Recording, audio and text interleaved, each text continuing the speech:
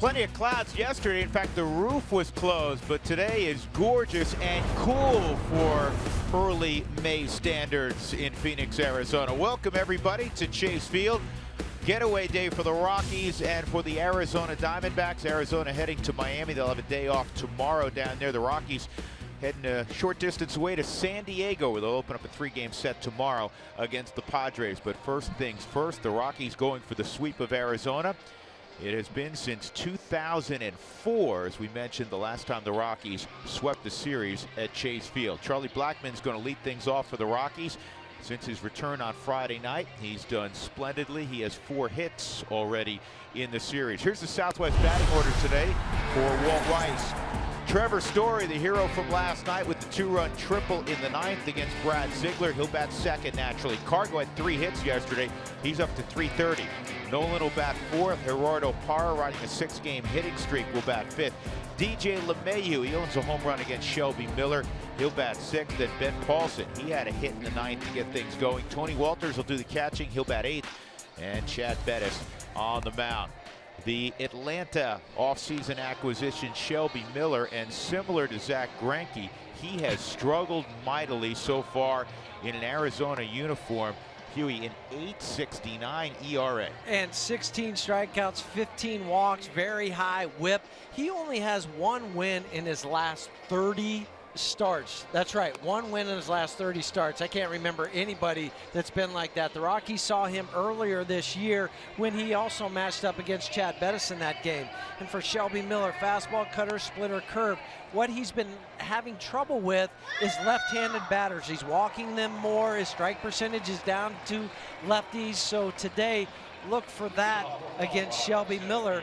And then at San Diego, he also did something that I have not seen maybe ever, where he followed through so much that he scraped his knuckles down on the ground and actually had to come out of the ball game because he hurt his hand. Yeah, he's done that a couple times this year, and talking to some people around the game, they're like you, they hadn't seen that before.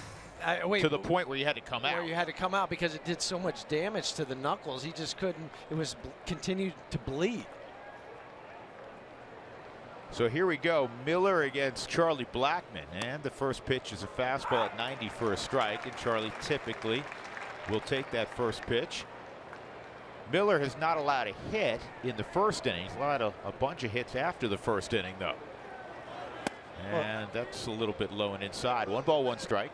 To your point, he has a 0 ERA in the first inning. The rest of the way, 11.66. Amazing. 74 degrees is the temperature. Who would have thought? Good breaking ball from Miller, and it's 1-2. Zach Greinke was a mixed bag yesterday. You give him credit. He ends up only giving up 2 runs in 7 innings, but he dealt with a lot of traffic. The Rockies had 8 hits against him, and many of them were solidly contacted, shall we say, but he also struck at 8. He had a good slider.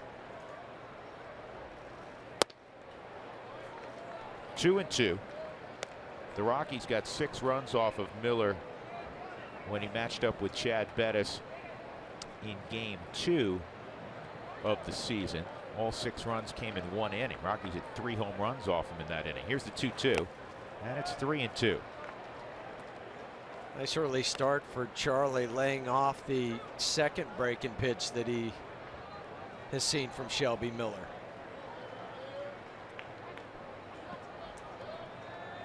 Here's Trevor. Charlie's one of 6 Rockies that are hitting for a higher average out on the road in the early going. How about that?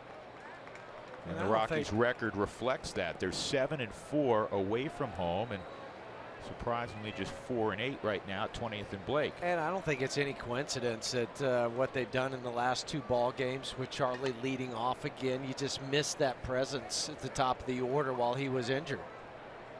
He's one of the elite leadoff men in the game. And this ball is well hit to center field. Going back Owings, he's going to have a play right in the middle of the warning track. He took a glance up at the overhang thinking it may hit that, and David Peralta was running over to catch the rebound. So Blackmon gives it a ride, but it turns into a 400-foot out. It just missed going into that overhang by a foot. A foot to the right, it would have been a home run.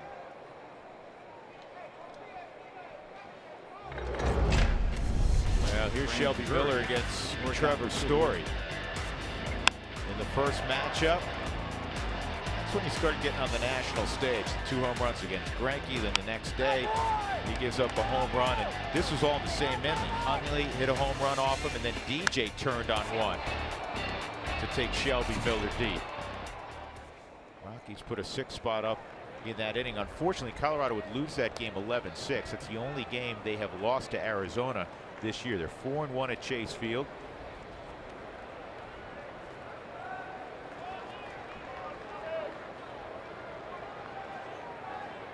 One-0 to Trevor, and this is on the ground on 2 hops to second. Phil Gosselin is there, 2 outs. Arizona's made a couple changes in their Sunday lineup. This is the end of a 20-game stretch for Arizona where they've played every day. Yasmani Tomas, Chris Owings, Peralta, that's the same outfield. Brandon Drury's at third, Nick Ahmed is at short. Phil Gosselin's in at second for Gene Segura. Goldschmidt at first, and Chris Herman, who's swinging the bat well as a starter.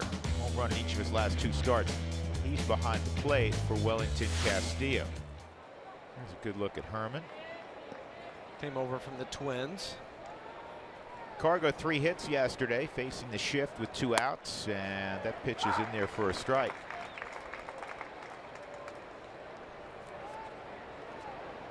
Cargo so far against the Diamondbacks this year, 7 for 16. Again, tormenting his former employers. And last night, after the day off, says, I have you, Zach Greinke. I'll throw out a knock in the first inning against you, and for good measure again in the 5th inning. And then in the 8th inning, off Daniel Hudson to cap a 3-for-4 evening. 1 ball, 2 strikes, 2 outs, nobody on. Rockies produced 13 hits last night. 3rd straight ball game that they have been in double digits in hits. It's amazing what winds do for a bounce in your step, huh? We were chatting about that with Walt this morning. Just coming to the ball field just feels differently. Good job wasting that fastball on the outer edge. As we all know, Cargo has tremendous reach. He can hit that pitch out of the ballpark. One of the guys can't reach it. He also has one of the highest batting averages on the ball that is up, and also the ball that is away from him in all of baseball.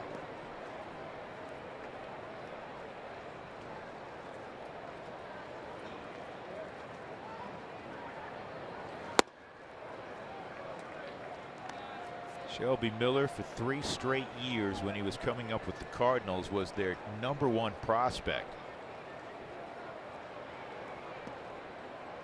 Out of Brownwood, Texas, where he was a phenomenal high school player, terrific high school football player, good wide receiver, one of the best punters in the state of Texas. Well, he signed to play baseball at Texas A&M. Yeah, and they have a tremendous program. Maggie's pretty much good in everything. 2-2 on Cargo.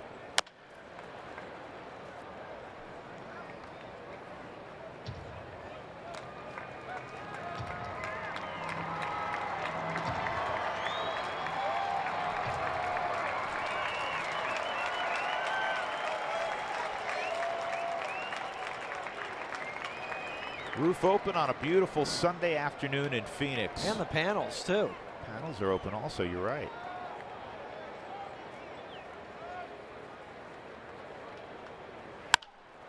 And Cargo fouls that pitch off.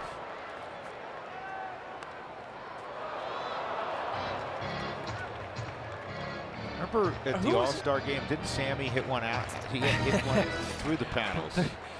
Wouldn't surprise me. I saw him almost hit one out down in Houston at Minute Maid Park. Over the railroad tracks when they had that thing open. Ball he hit landed in Marley's. 3-2. Dan Marley's restaurant outside the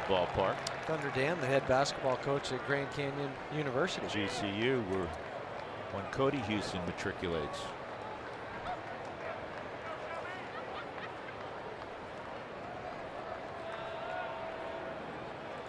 Ball 4. Good at bat. Great at bat.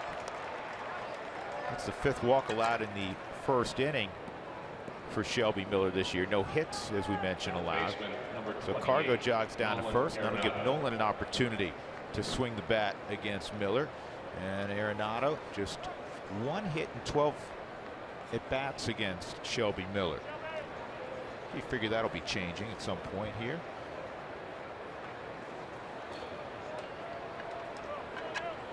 Nolan hitting .355 his last 8 ball games, including 4 home runs.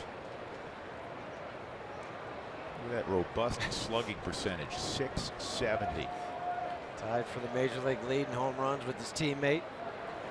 This ball is hammered to left. He barreled it, but he got under it. I mean, he had all barrel on that. He missed it. That's why he's upset. He missed that by a smidgen. So Shelby Miller can walk off, and it'll be Chad Bettis time when we return.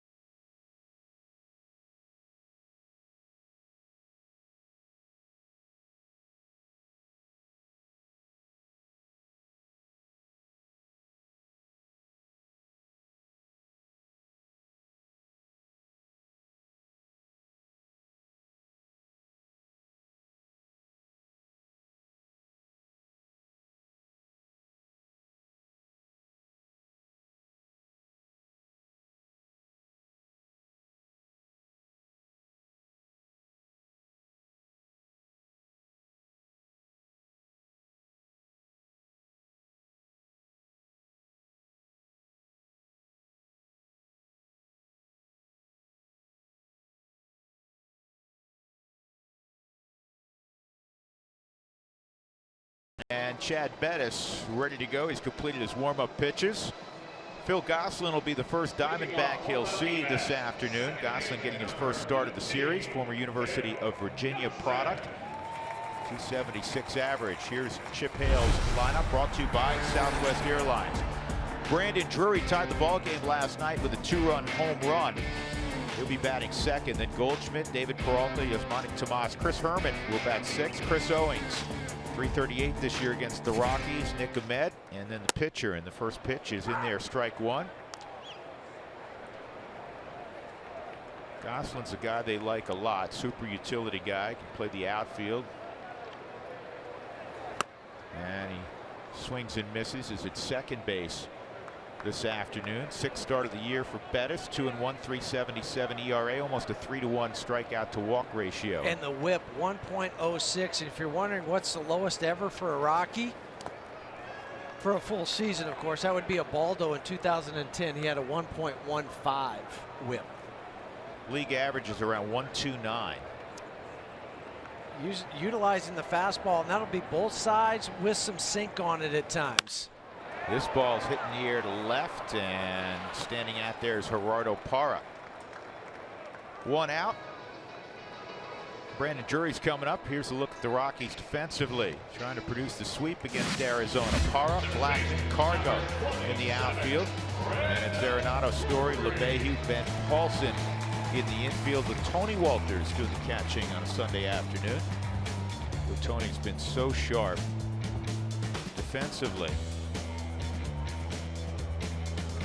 A student of the game. 23-year-old is getting to go home. We were talking to him yesterday. He's like, I can't wait to see the dogs. Family? Wait. I want to see the dogs. I want to see the dogs. Well, it's dog day at the park here today.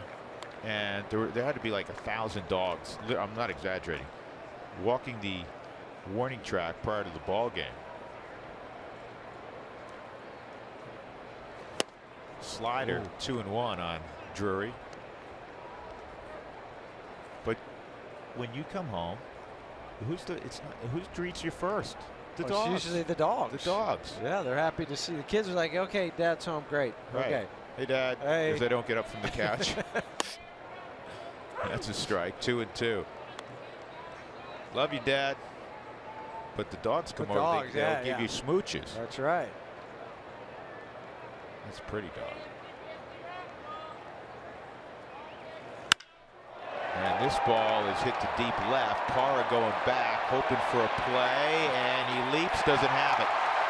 A home run for Brandon Drury, his 5th of the year, back-to-back ball games with a home run. That's why he's been in the lineup.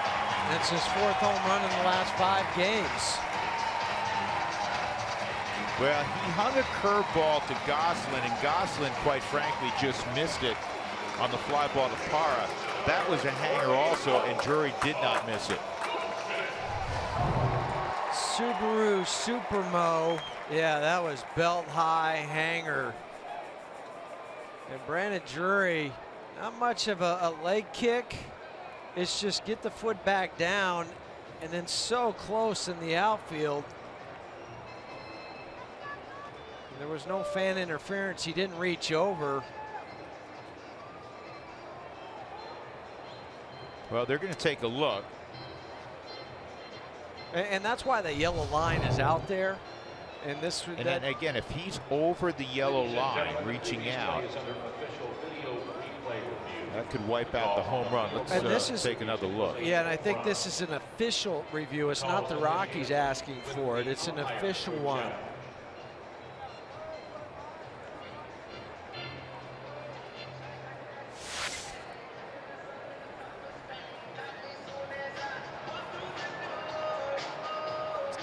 It's going to be hard to judge if is he reaching across where he's lateral, or is he reaching out beyond, and that is going to be really difficult to tell. And they say home run. So it's 1-0 Arizona.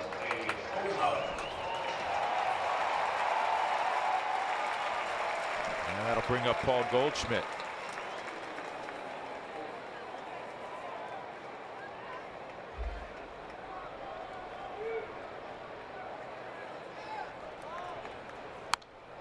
Goldschmidt fires at the first pitch, fouls it back.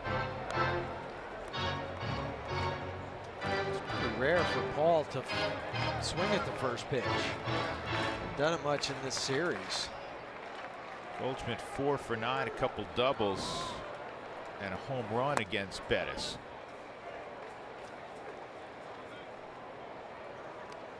One ball, one strike.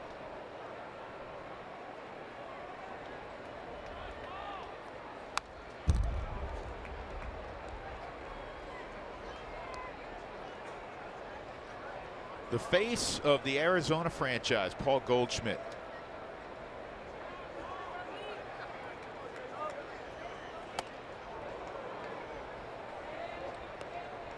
Goldschmidt has now reached in 40 consecutive games against the Rockies. That's the longest stretch for an Arizona player against any opponent. Just missed. 3-2. The all-time record against the Rockies, Mike Piazza, between 95 and 99, reached in 48 straight.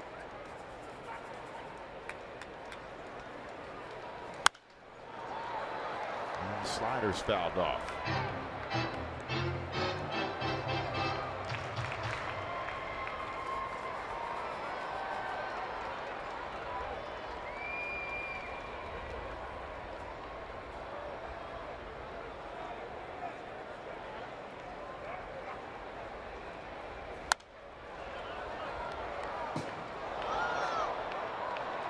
Goldschmidt during those 40 games is at 381.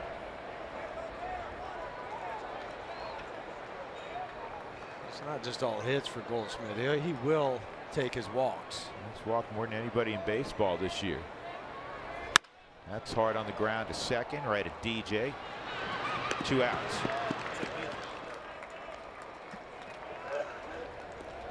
I'm going to bring up another guy that's had good swings career-wise against Chad Bettis, David Peralta. 5 for 8 career against Chad.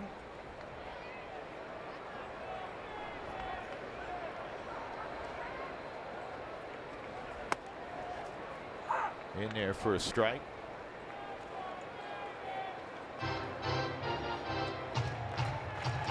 Peralta won for his last 12 against Rockies pitching.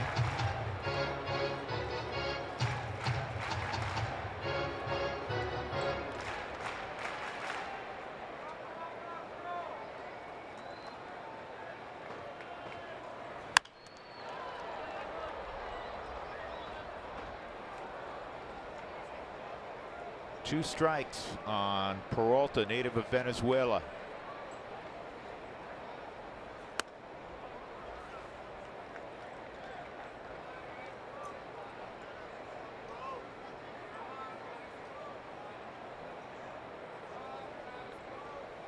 And he strikes out Peralta to end the inning. Brandon Drury hit a hanger over the left field wall, and Arizona has a 1-0 lead as we go to the second.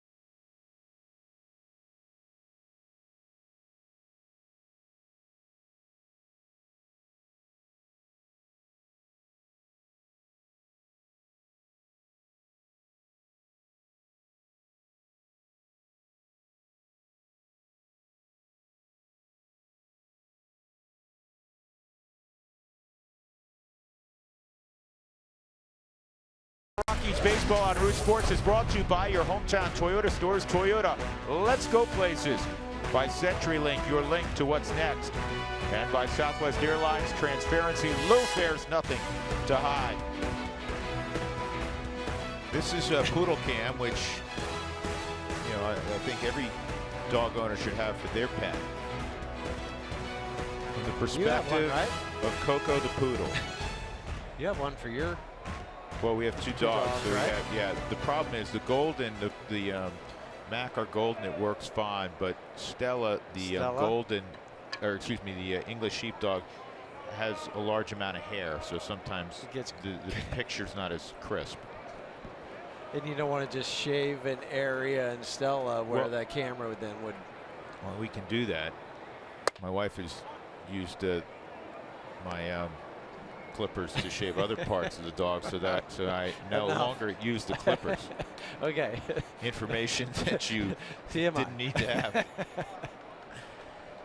Parra leading things off, a 1-0 count against Shelby Miller in the top of the second.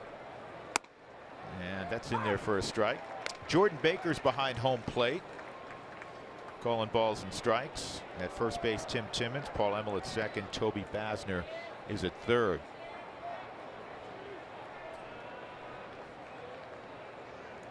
The high-energy left fielder for the Rockies, and Eduardo fouls this one off.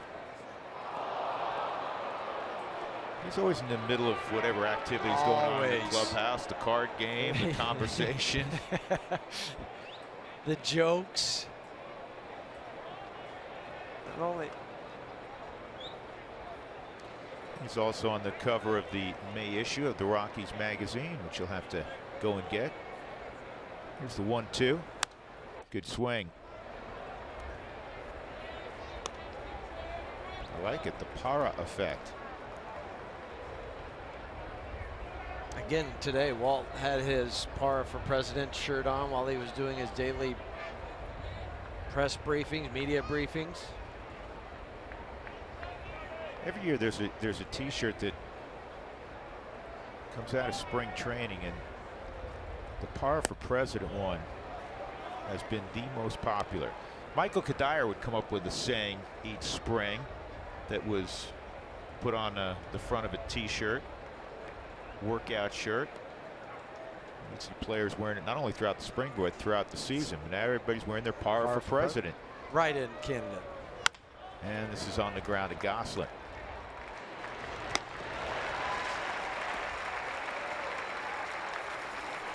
So that'll bring up LeMahieu.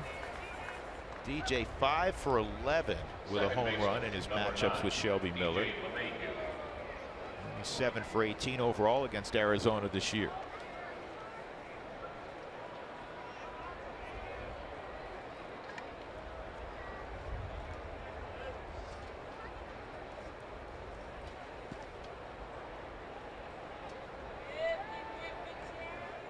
DJ hits all over the lineup, hitting 6th today. In front of Paulson and Walters. We've seen him hit leadoff, second, 9th, 8th. And this is top to short. 2 outs. Fans at the Rockies score 7 or more runs. Go to participating Colorado Taco Bell locations the next day between 4 and 6 to receive your Rockies taco special. Live Moss at Taco Bell. So with 2 outs and nobody on, Ben Paulson will come up. Ben Paulson with 1 out in the 9th inning in a 2-2 game yesterday, pinch hit and rifled a single to right against Brad Ziegler.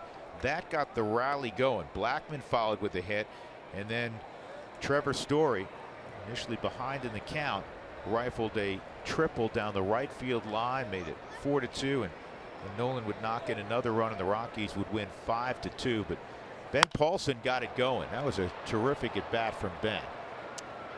Ben has hit in his last 8 starts that he's been out there, overall 9 out of his last 10. So whether it's starting, coming off the bench, we were talking to Charlie Blackman about it. He can just hit. He can hit. Here's the 1-1. And this is on the ground to Gosselin. 3 ground ball outs for Miller in a clean second inning. Middle of 2.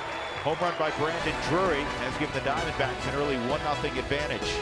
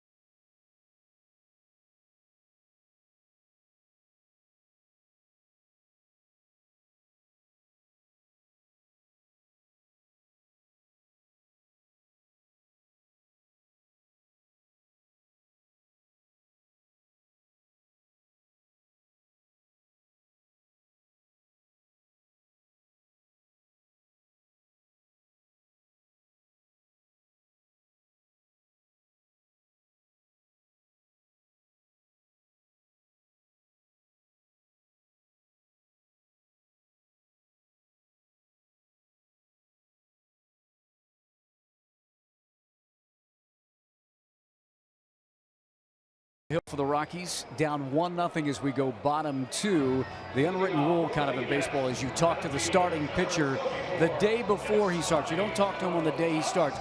So I was talking to Chad yesterday about how things have been going with the starters in this series against Arizona. Good pitching's very contagious, and so we had a great start last night, and we're going to follow it up here with Russin, and then tomorrow we'll go from there. True, Jeff. I just get the sense that Chad Bettis is really enjoying himself this year, the way he's been pitching. We talked about kind of stats and numbers. He said, I just like the way the ball is coming out of my hand. And Huey, you can talk about the contagious part. I know we talk about that with hitting. Pitchers are kind of on their own, but I think they think the same way. They definitely do. You want to follow up. You don't want to be that weak link in a chain. And so everybody, and we saw it last year with Cargo and Nolan, the home runs. You see the base hit to right, but the pitchers are the same way. They want to do, and they want to compete against their brethren. They want to go out there and they want to be the guy. Confidence is such a great ally in every endeavor in life, particularly in sports, and Chad Bettis has an abundance of confidence. He'll deal now with Chris Herman with one man on and nobody out.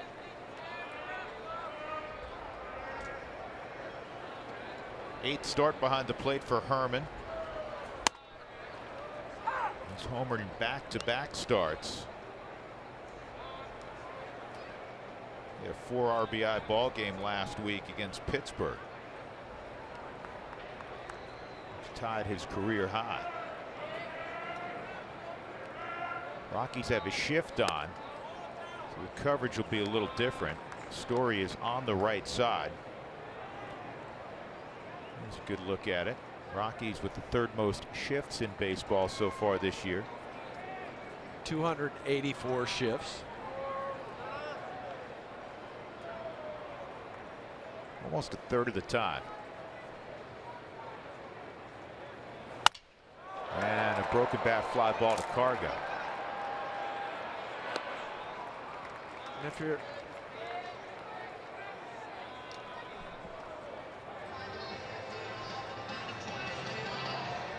I was just going to say, and if you're wondering what constitutes a shift, it's just more than two guys on one side of second base. I mean, that's how the definition. So if you're wondering, well, 284, yeah, it either means the shortstop's on the other side or the second baseman's on the shortstop side of second base. 24-year-old Chris Owings at the plate, hitting .359 his last 13 ball games. And this will be an easy play for Ben Paulson. He had no opportunity really to get the lead runner, Tomas. That ball wasn't hit very hard. You kind of have a side spin too. Head. Yeah, and for Ben, he knew that once it had that side spin on it, wasn't hit hard, take the out. You have a guy coming up right now, and Nick Ahmed, who is hitting 183. 8th place hitter. Don't try to do something foolish where you might throw it into left field.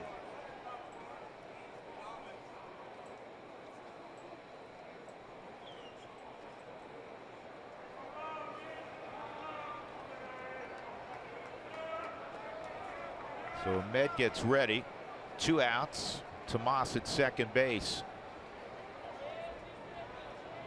And Chad Bettis with a slider, and it's lined right at Nolan Arenado. That'll end the inning. Tomas left at second base. We'll go to the third. 1-0 Arizona.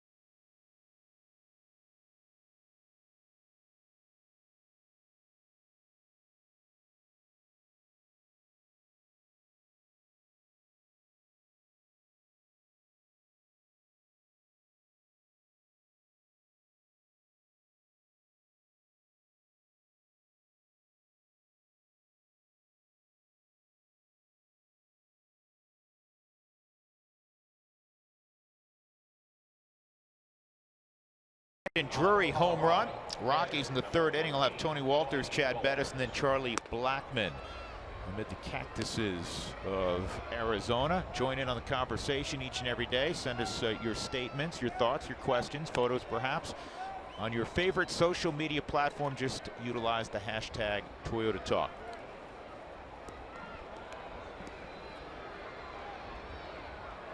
Just 7 pitches last inning for Shelby Miller. Shelby is 6-19 since the start of last year, which is the lowest win percentage among active pitchers. Well, he pitched for the Braves last year, and the offense never got the wake-up call whenever he was on the mound. He had the worst run support in baseball last year at 254. He's getting 2 runs better than that this year, but he still hasn't won. He's 0-2 with an 8.69 ERA. Here's the 0-1 on Tony. That's in there. It's a pitch he's trying to stay off of, trying to hunt the fastball. Walters snapped an 0 for 18 the other day with a 9th inning double on Friday.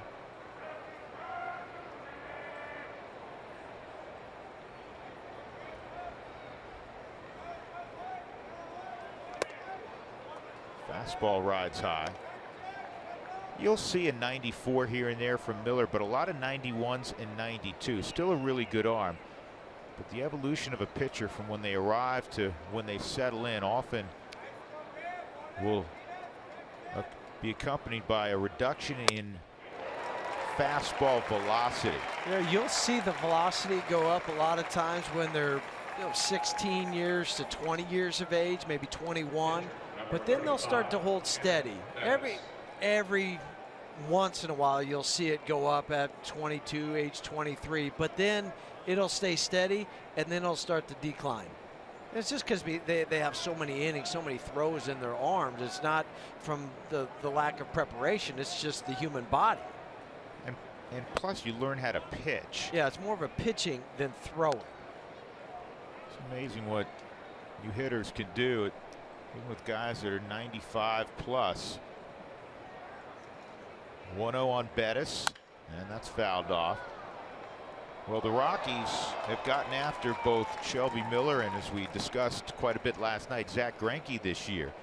Combined in 17 innings, they have 25 hits off the pair, 15 runs, 6 home runs. They're hitting .342 now. They're looking for their first knock this afternoon with 1 out in the 3rd against Miller. There's Greinke.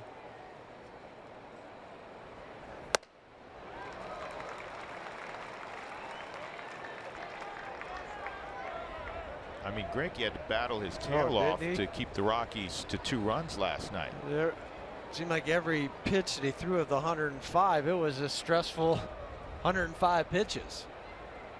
It's only 1-1-2-3 inning.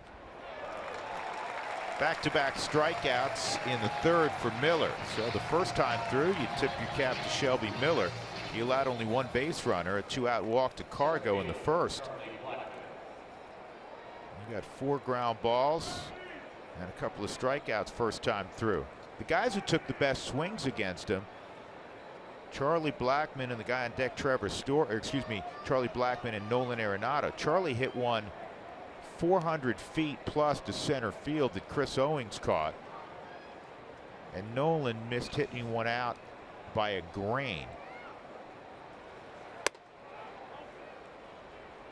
In his initial at bat. 1-0 on Blackmon. 2 for 5 last night. 2 for 4 with a walk on Friday. 2-0. Now's when you hunt the fastball. 2-0 count.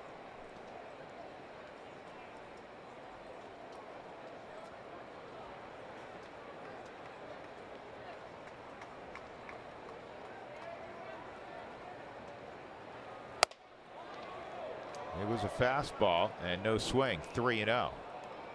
It's a hard pitch to lay off when you're geared up for the fastball. You see it and you're expecting it, but then it's not where you wanted it. It's still hard to lay off. Charlie did.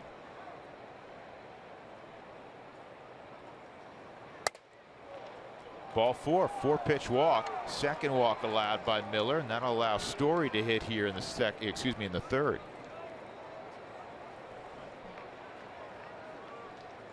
Trevor hit a 2-hopper to second in his first at bat. Charlie caught a break there. That looked like that third and fourth pitch at the top of the Subaru strike zone.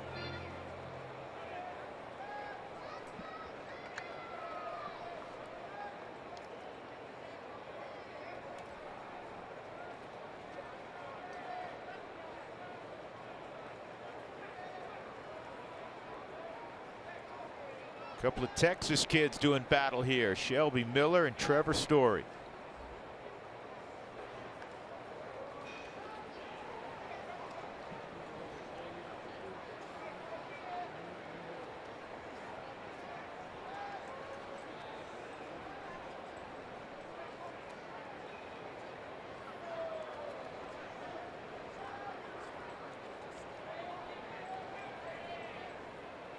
Charlie takes off, and he'll swipe his second base of the year as that ball was in the dirt. Even if Herman picks it cleanly, he's not going to have a chance. Arizona had only allowed 11 stolen bases, but Charlie picked the right pitch to run on. Great jump, ball down in the dirt. Charlie's a long strider. When he gets going, he eats up a lot of real estate, and he's, as we all know, a very, very good base stealer, very aggressive base runner. Yeah, studies the pitchers. So the tying run out there for the Rockies in the third. Here's the 1-0 upcoming to Story. Well, Trevor Story has had an unbelievable month of April as we move into May. Home runs, all-time ranks among rookies. This is not Rockies, this is MLB. First, extra base hit 17, second. And you know what's, I mean, all those numbers are ridiculously impressive, but I love the thing we talked about at the top of the broadcast, the go-ahead RBIs, big hits, clutch hits, as his hit last night in the ninth was. He has 7 of them. Tied with a couple other guys, Nick Markakis and Michael Conforto, with the go-ahead RBIs. And he really had to pull his hands in against a difficult guy in Brad Ziegler. He hadn't seen him before. Well, he's funky. And right on right with a guy that drops down, your natural reaction is I need to open up my hip, and I need to make sure that I can clear my hands. Boy, he had a pitch there, and he fouled it back. But he didn't worry about that. He still went with the same game plan that I need to go up the middle or the other way. And to be able to take an inside pitch and keep it fair going the opposite way tells you a lot about that swing path.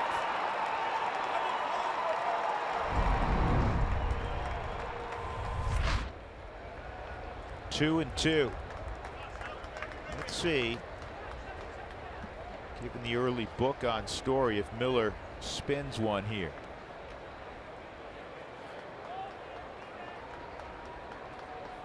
No, he went fastball, and he reached back and threw it at 94 to strike out Story. So the Rockies get Blackman to second, trailing 1-0, middle of 3.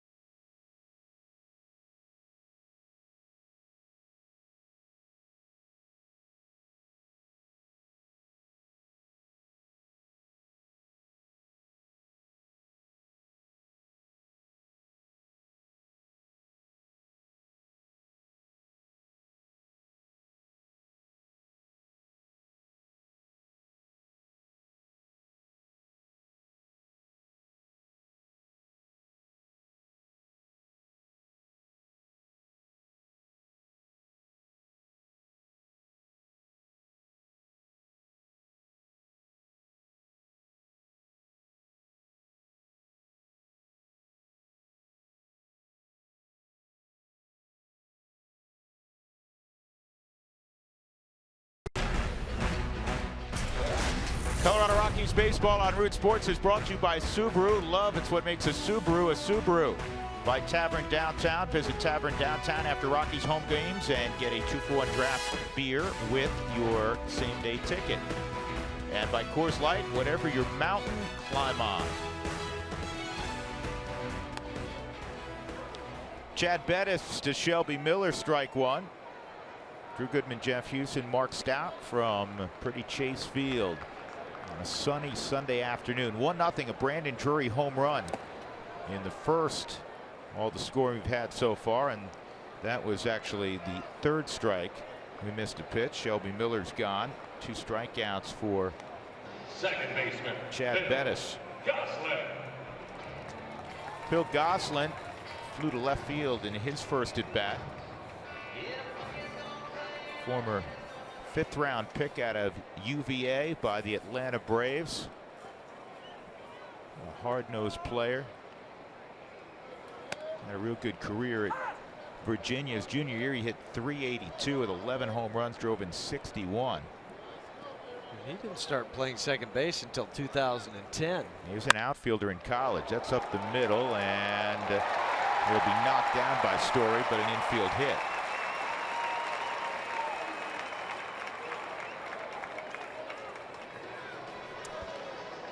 Right back up the middle with Goslin hitting.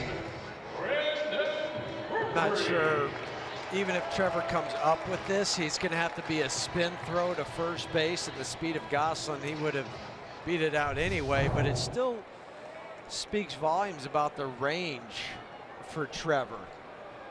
That's one thing that's been kind of overlooked by his offense is the range and the defense, other than that one double play ball. But, you know, in a month, and we're just talking about one play, 1 or 2 plays.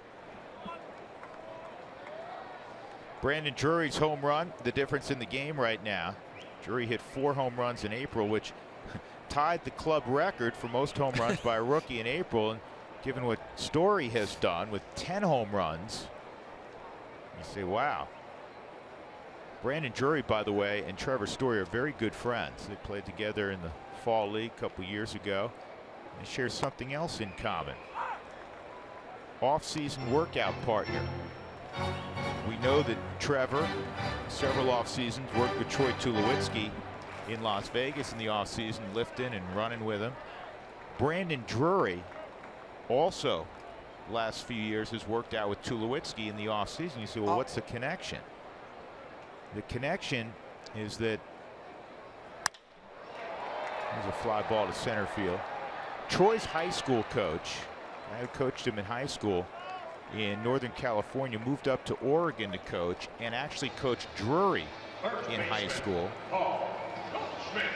And the coach then hooked up Brandon with Troy.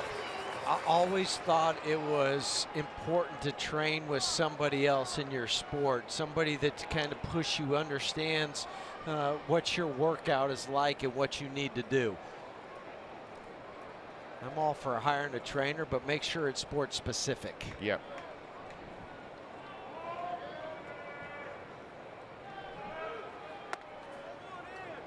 Inside on Goldschmidt. I think Goldschmidt is in more favorable counts than any hitter I've seen in baseball.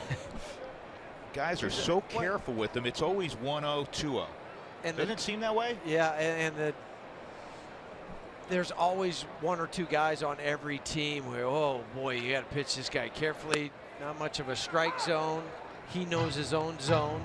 You almost feel like the meetings that the pitcher-catcher meetings with the pitching coach begin with, okay, you can't let Goldschmidt beat you. So it's in the head, right? And, yes. You know, in fairness, listen, a great hitter, one of the best players in the game. It keeps getting better. So I think pitchers are always on the defensive and lends themselves to being in upside-down counts. 1-1, and now Bettis has the count in his favor on that foul ball. It's 1-2. But it is true, because pitchers, you think, well, I can't make a mistake to this guy. I can't hang a pitch. So you have a negative thought in your mind instead of a positive. And so what do? You end up hanging a pitch, or you miss your location because you're trying to be too fine. And then with the other guys that maybe aren't that type of hitter, they say, oh, yeah, I've got this guy, and just relax and let the ball go. 1-2, and Bettis wasn't intimidated there. He struck him out on 4 pitches. That'll end the third. We'll move to the fourth. Rockies trying to figure out Shelby Miller. They have gone without a hit so far against Miller, down 1-0.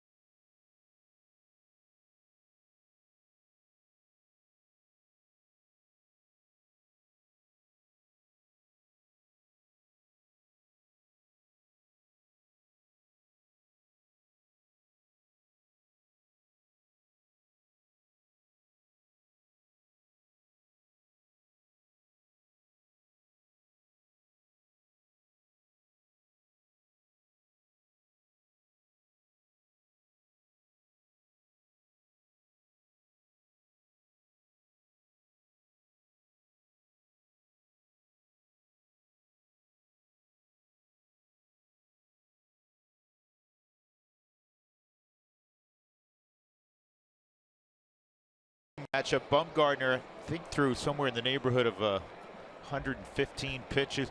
He was facing a bases loaded situation in a 4-0 game, and he already had 110 pitches. You think they went and got him? No. No way. Probably just gave him that look. And he struck out the next hitter on 3 pitches. So Bumgarner wins the battle with Thor. Here's Cargo. He walked his first time up, leading off in the 4th inning. And Cargo takes a strike.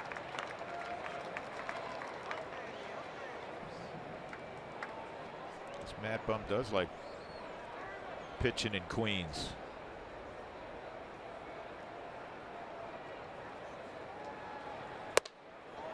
1-1 on Carlos.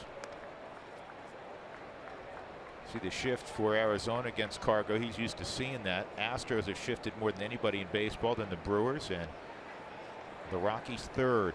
The Marlins are last. They've only shifted 30 times. And that is a base hit to left center field. So the Rockies' first hit. Man, is Cargo ever just spraying balls all over the field? And I think we've seen him take a ball as hard as anybody to the opposite field this year. I think that they can pitch him away. He covers away. That was up and away on the Subaru strike zone. It's a laser over the head of the third baseman. So a leadoff base hit for Cargo, and that'll bring up Nolan Arenado, Rockies' third baseman. At some point here, Nolan's going to get a day off. Walt was discussing that before the ball game. You just hate not riding Arenado in the cleanup spot.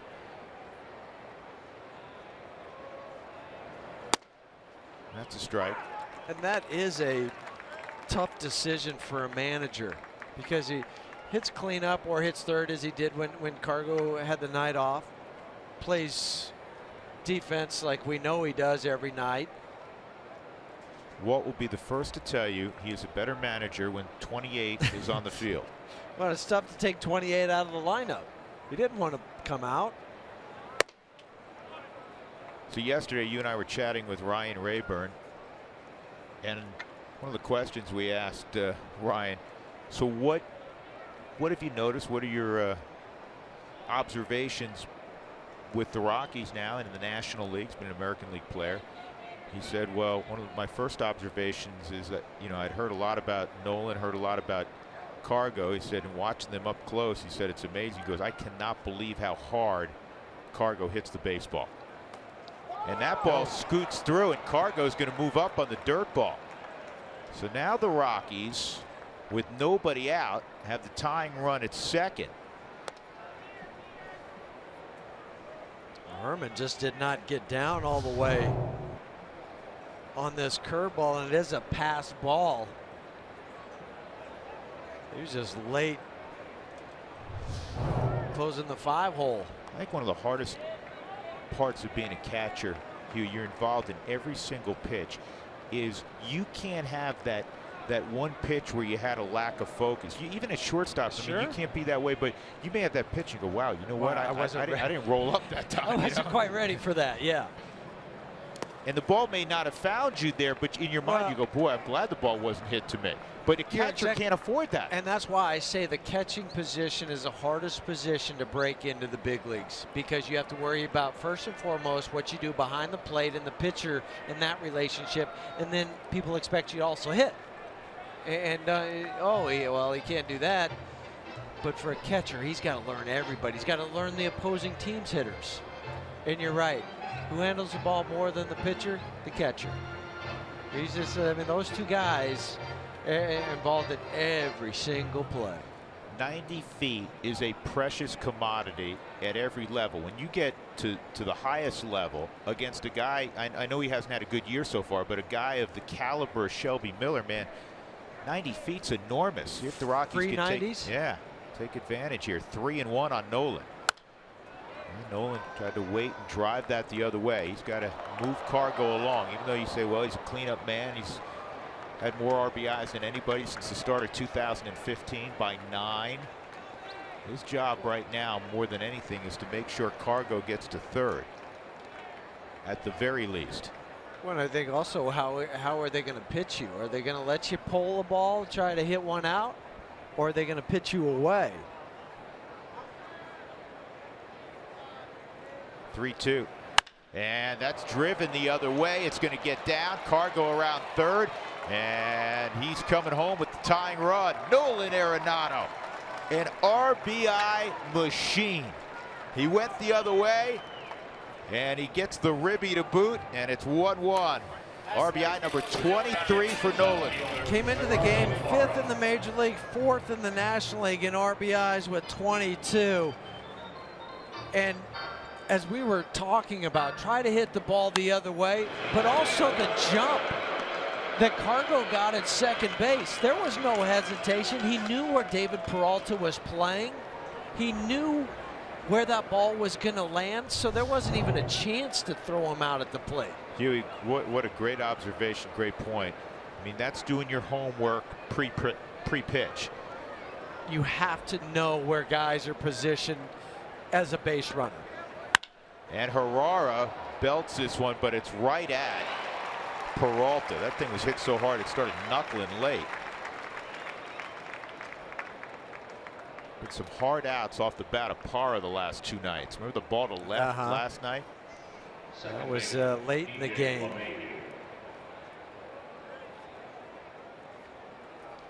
So here comes the product to LSU by the way of Bloomfield Hills, Michigan, and Brother Rice High School. DJ LeMahieu.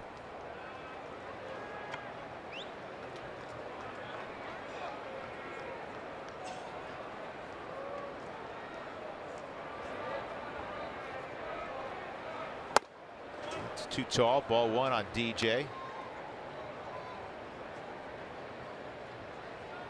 That's the second or third pitch tonight, or today I should say, in the Subaru strike zone that has been at the top of the zone. Jordan Baker has not called it.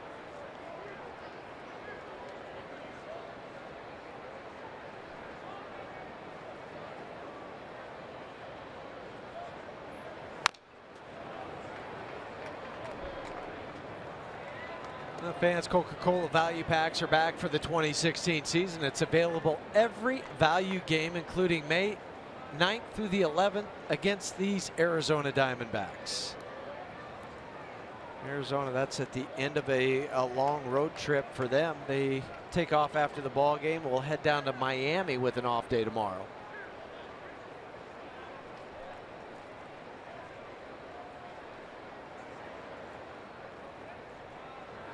DJ, base hit the other way, and Nolan will stop at second as Peralta quick to the baseball, and he has a large arm. So the Rockies, after not getting a hit in the first 3 innings, have 3 singles here in the 4th against Miller. They've tied it up. First baseman. And Ben Paulson coming up. Some loud balls in this inning. And DJ, the patented inside out line drive to the other opposite field. I mean, that's 4 balls. Cargo hit his hard, Nolan did, Gerardo, and now DJ. Just follow suit, Ben.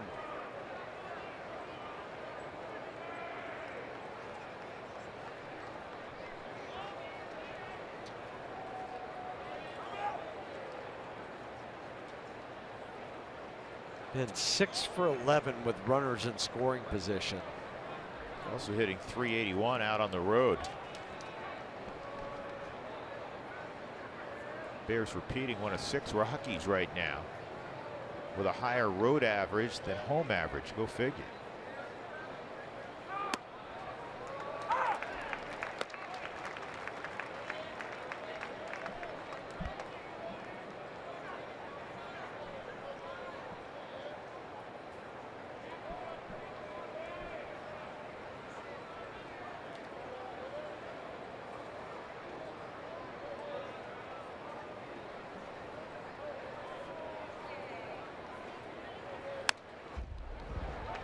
Quality hat.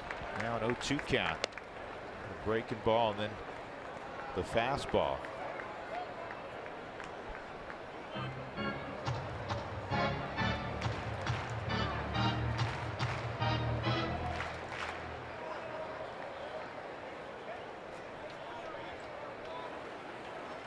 Pool's pretty busy today. I prefer it a little hotter to jump in the pool. Me too. 1 out, 2 on.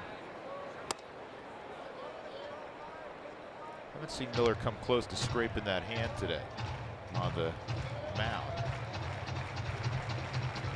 Well, he changed his delivery so he doesn't finish out in front and follow through as much.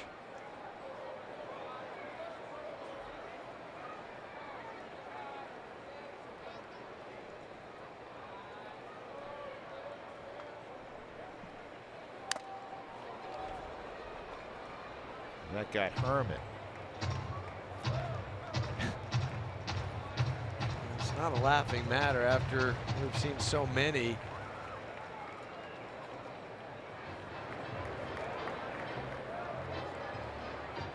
And of course, a few weeks ago or 10 days ago, Nick missing time with the concussion.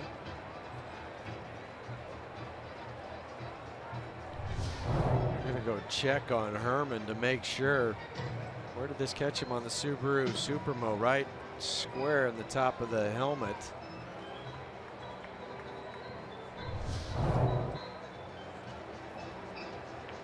He's saying he's good. Okay, that's good news. And hopefully he is. Yeah. But you know, Nick, if you remember, was able to continue on because some of the effects did not occur immediately, and that is part of why concussions are, very difficult to see initially at times, diagnose initially. 1-2. And that's going to be a base hit. Arenado around third gets a green light. Owings throw to the plate is cut off. Rockies have taken a 2-1 lead. You gotta love Ben Paulson. What a clutch hitter. This time behind in the count, and he lines a single to center field. 10th RBI of the season for Ben. And Shelby Miller thinks he can throw the changeup to him and get him out in front, but watch this on contact. how he has to take that top hand right at contact, and that's coming off the bat. That helps create some length to reach that changeup. I'm not trying to do too much with it, just dump it into center field. And now the runners in scoring position goes up for Ben. He's now 7 for 12, and also against Shelby Miller, who came into the game giving up a 389 clip with runners in scoring position. Nice opportunity here for Tony Walters. A little better speed now at second base also, with DJ LeMahieu standing out there. Tony struck out his first time. Takes ball 1. Yeah, Paulson 10 ribbies, Huey, and 36 ABs. I just like what he can cover any pitch. I mean, whether it's a fastball, curveball, changeup. And that was it wasn't a bad pitch from Shelby Miller. It was just a fine piece of hitting. Kept those hands back even though he was out on the front side. 4 hits, a couple of runs in the inning for the Rockies, just 1 out. And DJ takes off for third. A hit and run was on. Trail runner Paulson also moving. Things you can do when you have the lead. Not sure many people in the park thought, well, a hit and run, 1-0 count with your 8th place hitter.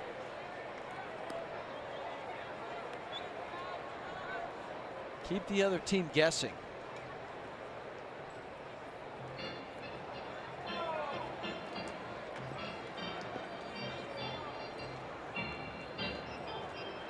I like that play. Now, a lot of people will say, conservative folks say, it's dangerous because, especially if there's nobody out, you can easily hit into a triple play if you hit a line drive. But when you're up in a game, you had fielders moving in every direction there.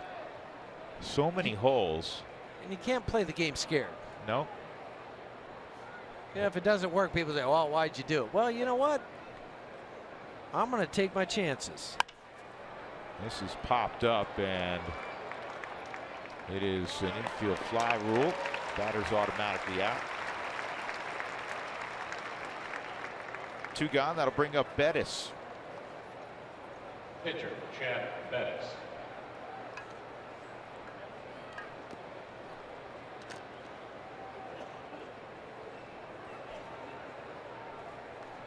Bettis struck out his first time.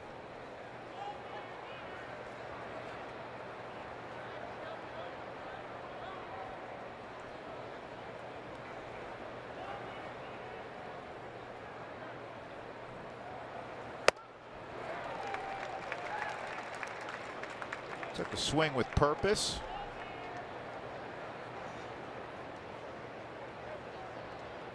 Swing hard in case you hit it. Philosophies work for a lot of folks.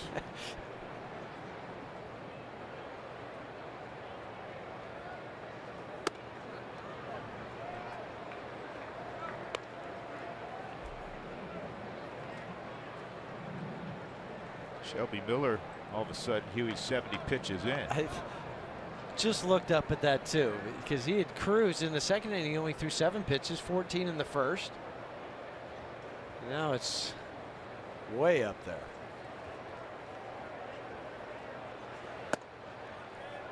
It's 2-1 on Bettis.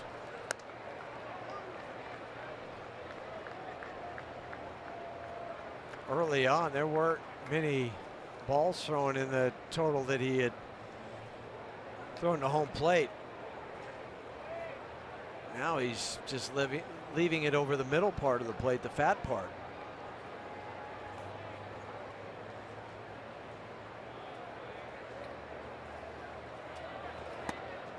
Three balls and a strike on Bettis. You can see right now, that pitch was low. Yeah, and we're going to get Mike Butcher, the pitching coach, out. But I was just going to say, 3-1. I give the do not swing sign to Chad. Dare him to throw 2 strikes in a row. He's walked 2 in the game, and coming in, remember, he had walked 15 in 19 2/3, so it's 17 walks in 22+ innings. this year for Shelby Miller. That is a bunch. Well, that's why his whip was so high.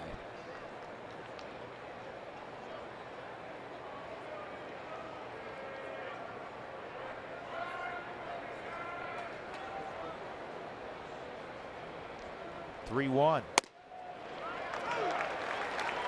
Taking all the way as he should. It's 3-2.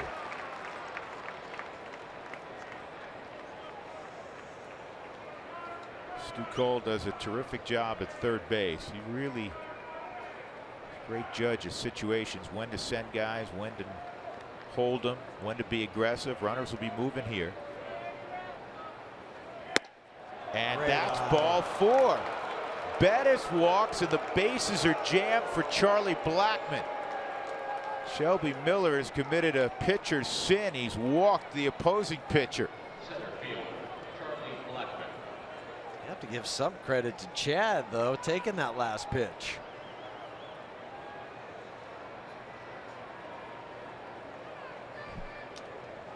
Eighth man to hit in the inning. Blackmon. Charlie hit a ball 400 feet to center field. It was caught by Chris Owings to begin the ball game, and then he walked in the third and stole a base.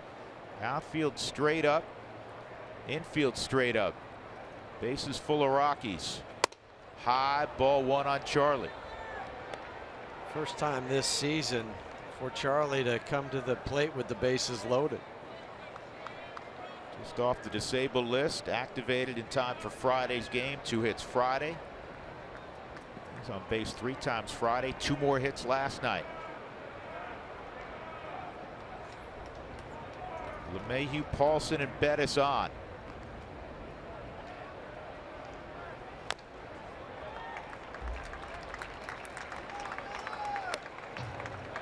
Cross Charlie up with the changeup.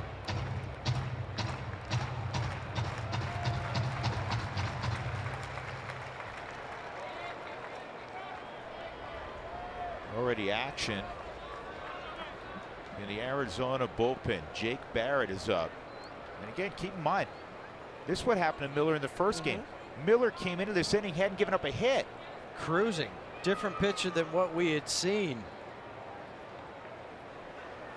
2-1.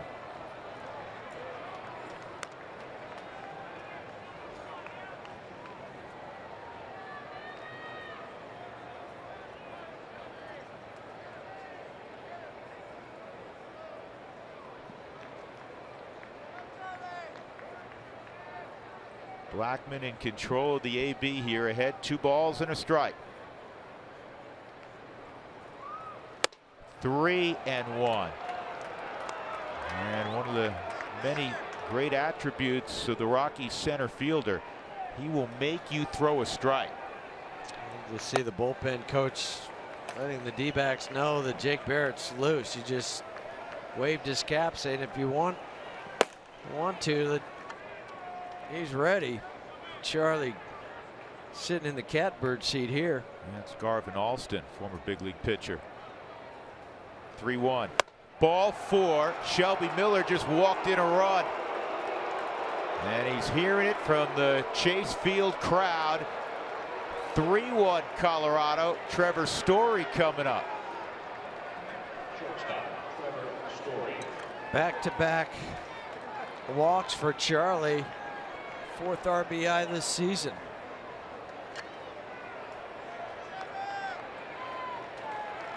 That'll be it. Chip Hale is going to pull the plug on Shelby Miller. His vaunted number 2 starter after 3 2/3. And he is not happy as he walks off.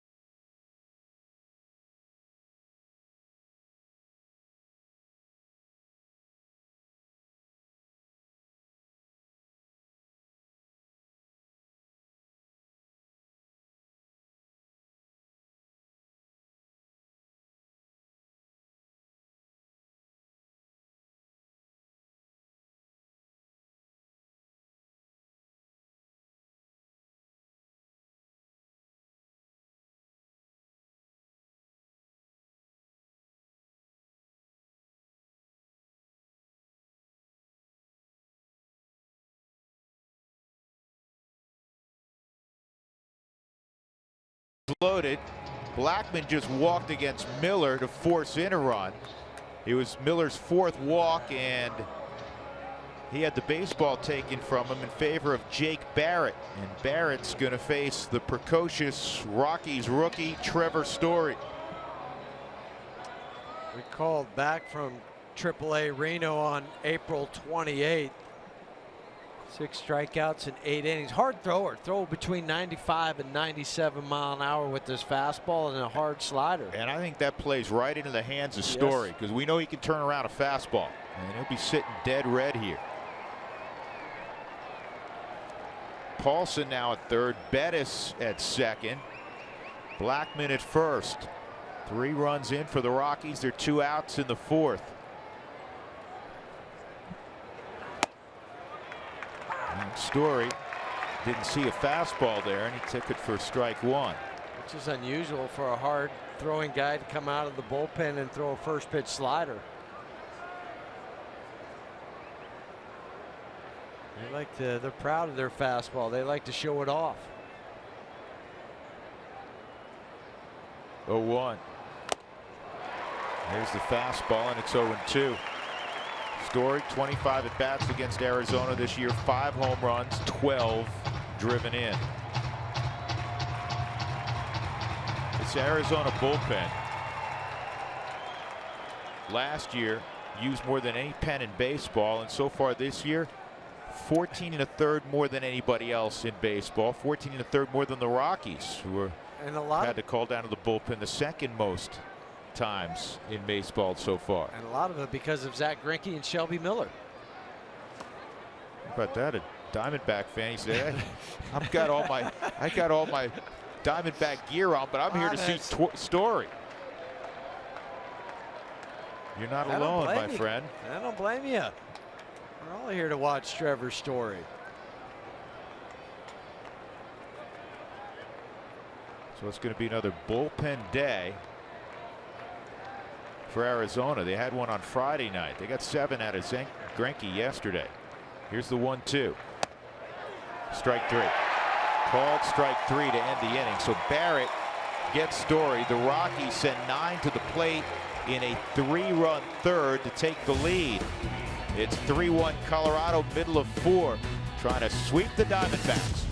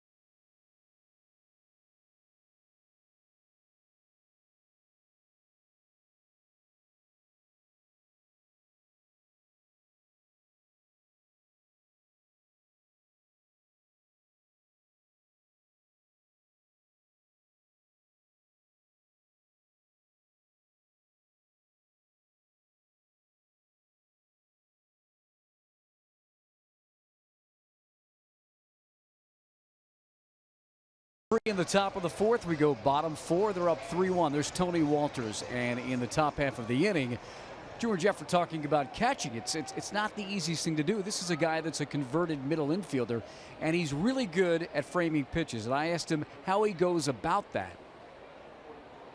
I feel like you just have to be an athlete. You know, put yourself in a good position.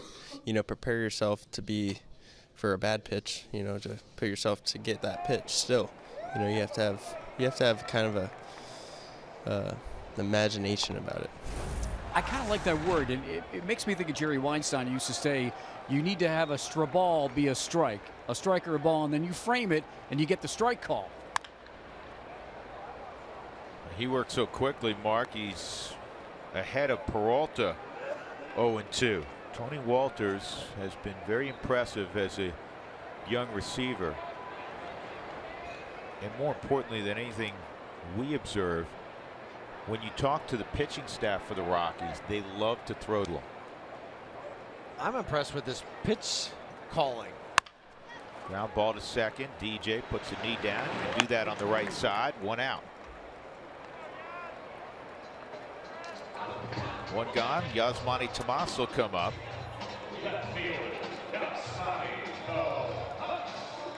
Jeff Hoffman's back on the mound for the Albuquerque Isotopes today, and he is rolling. He's retired 13 in a row. He's got a 1-hitter as they go to the 6th in Reno. Get him some runs. Hoffman came into the ballgame with a 1.99 ERA. Albuquerque swept Reno last night. Had a double dip. Fastball at 93, a strike on Tomas. Single to right field his last at bat. Now that's 11 for 14 first pitch strikes for Chad.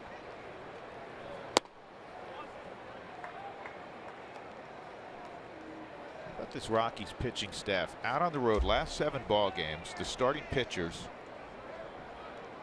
with a 2.97 ERA. Of course, we know the contrast in that last homestand. They had a 9.72 ERA in their last homestand. But the Rockies pitchers have been great in the first 2 games of this series. Chatwood didn't give up a run. Russin last night, 5 innings of shutout baseball. Only 1 run allowed by the starting pitchers. Now is the home run by Drury in the first against Chat. And then the 11 games out on the road, just a meager 220 batting average against. 2-2. That's a good pitch. And Nolan will throw out Yasmani. 2 gone. Well, fans, many plans start at just 8 games and $111. You can guarantee the Yankees series and the summer fireworks games with the 15-game pick-a plan. Chris Herman with 2 outs and nobody on. Fly ball to right field, his first time up. So on Friday night, Huey, Robbie Ray got run after 4 innings. He gave up 5 runs on 7 hits. Barrett threw an inning, Delgado an inning, Burgos an inning. Keith Hessler, who's been designated, gave up 3 runs in an inning. Tyler Clippard gave up a run in an inning. The point is they had to eat up 5 innings, and now here 2 days later, they're going to have to eat up 5 1/3. The only thing that helps them is their first off day in 20 days tomorrow. That's the only thing that's in Chip Hale's favor. But it also, you throw that many innings as a bullpen, it hurts you in July and August. Even with the off day, you might get the arms right, but still, that's a lot of times getting up, making throws, and the cumulative effect of it all. 0-2. Just missed. Well, again, last year they led all of baseball in innings thrown out of their bullpen, and they're leading by a bunch so far this year, despite the acquisitions of Greinke and Miller and Patrick Corbett back for a full year. Right, you think they would be the horses. That's a base hit for Herman.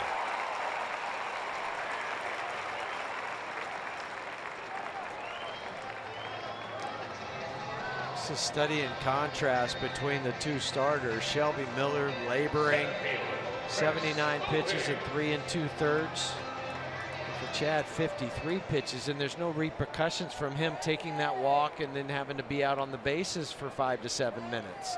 Even though he wasn't really running, he's still out there. He's on the balls of his feet, thinking that, oh, I might have to run at any moment.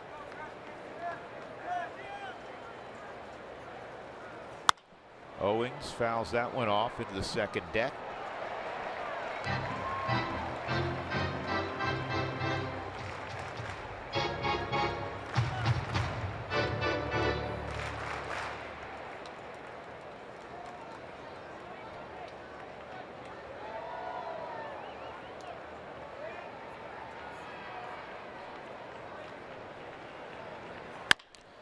And a ground ball to third. Nifty pickup by Nolan. Special. Rockies lead 3-1. Cargo to lead off in the fifth.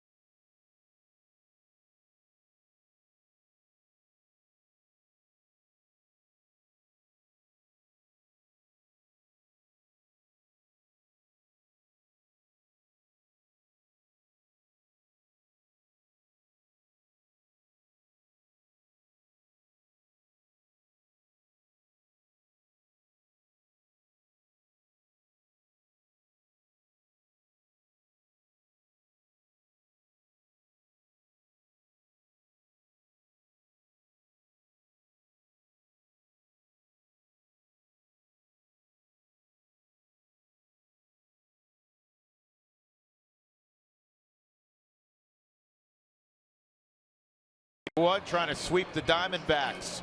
They have not done that since 2004. They've only done it 2 times. They did it the first series the Diamondbacks ever played, 1998. Remember that one well. Coors Light Cold Hard Facts brought to you by Clean, Crisp Coors Light. Rockies finished April for the first time in a while under 500. However, perhaps that is foreshadowing of good things to come, because the last time the Rockies did finish April under 500 was 2010, and they went on to have a winning season. Cargo, a walk and a sharp single to left.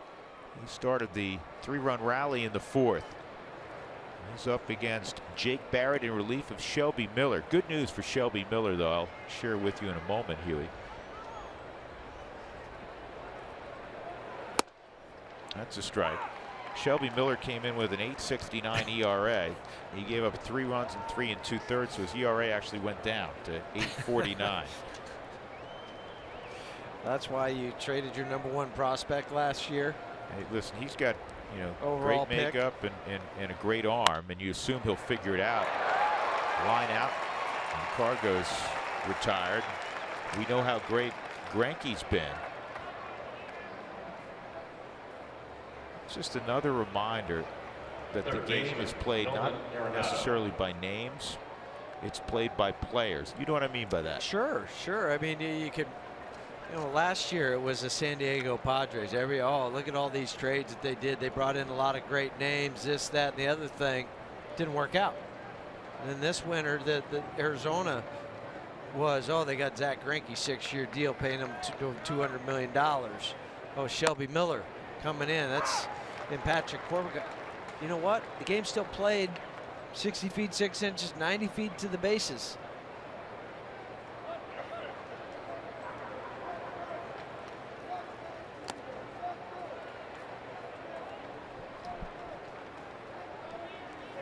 One and one on Nolan.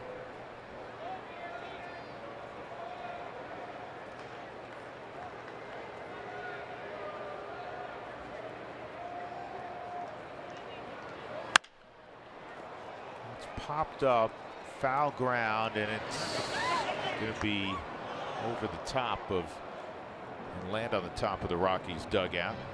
1 and 2.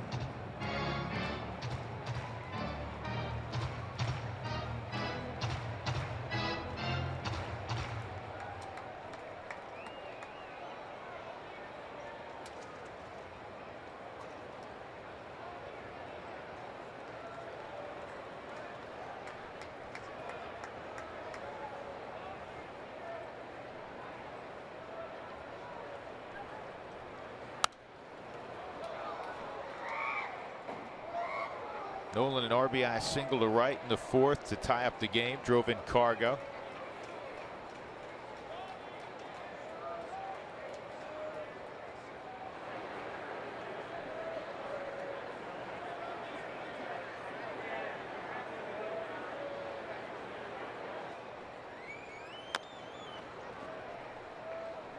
job keeping the AB going.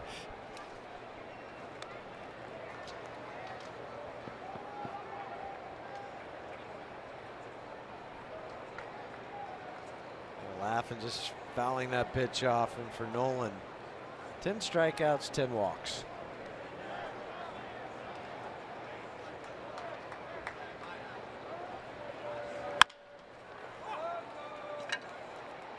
Gosselin makes the play, 2 outs.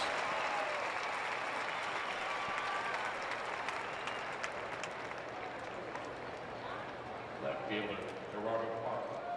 2 gone. That'll bring up Gerardo Parra. Gerardo hit it on the screws his last time up, lined out to right field, but Peralta was positioned perfectly.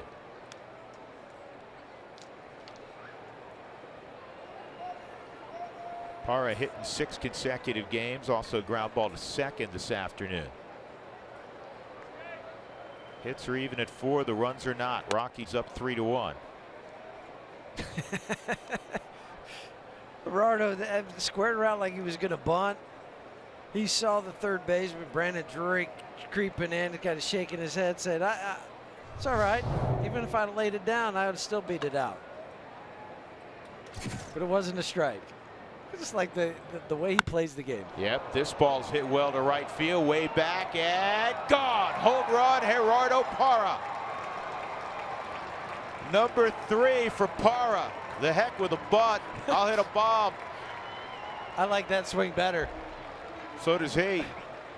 7-game hitting streak, 4-1 Rockies. Well, I was just messing around, acting like I was going to bunt. I'll go ahead and leave the yard.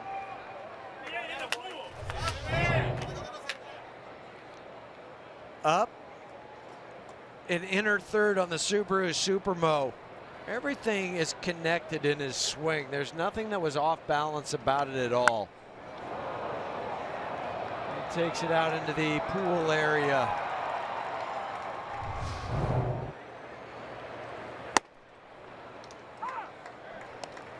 Second career home run at a ballpark he used to call home. David John LeMahieu at the plate with a 1-strike count.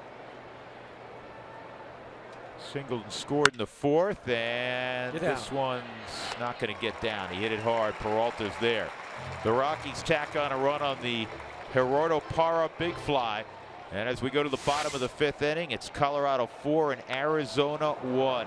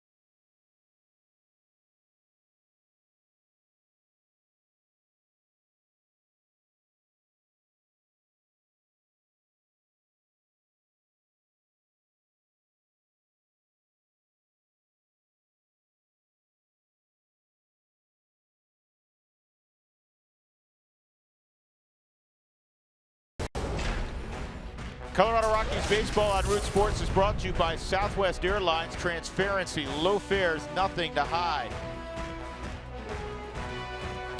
With my partner Jeff Houston and Mark Stout. Rockies up 4-1. I'm Drew Goodman. Fly ball center field on the first pitch to Nick Ahmed, and Blackman's got it.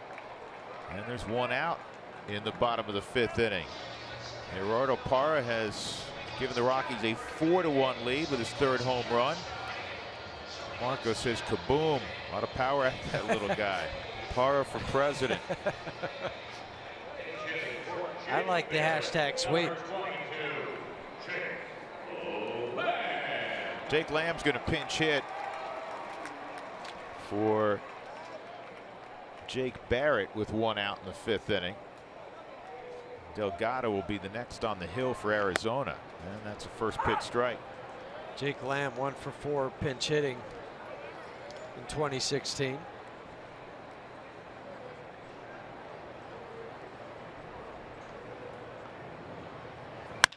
And Lamb pulls the outside slider, and it's an easy play for LeMahieu. 2 outs. The Colorado Rockies home run for the Homeless 5K is Sunday, May 8th. Go to Rockies.com/5K to register today. 2 gone. Phil Gosselin. An infield hit in the 3rd, also a fly ball to left field. Missed a good portion of last year with a left thumb injury. Came up with the Braves.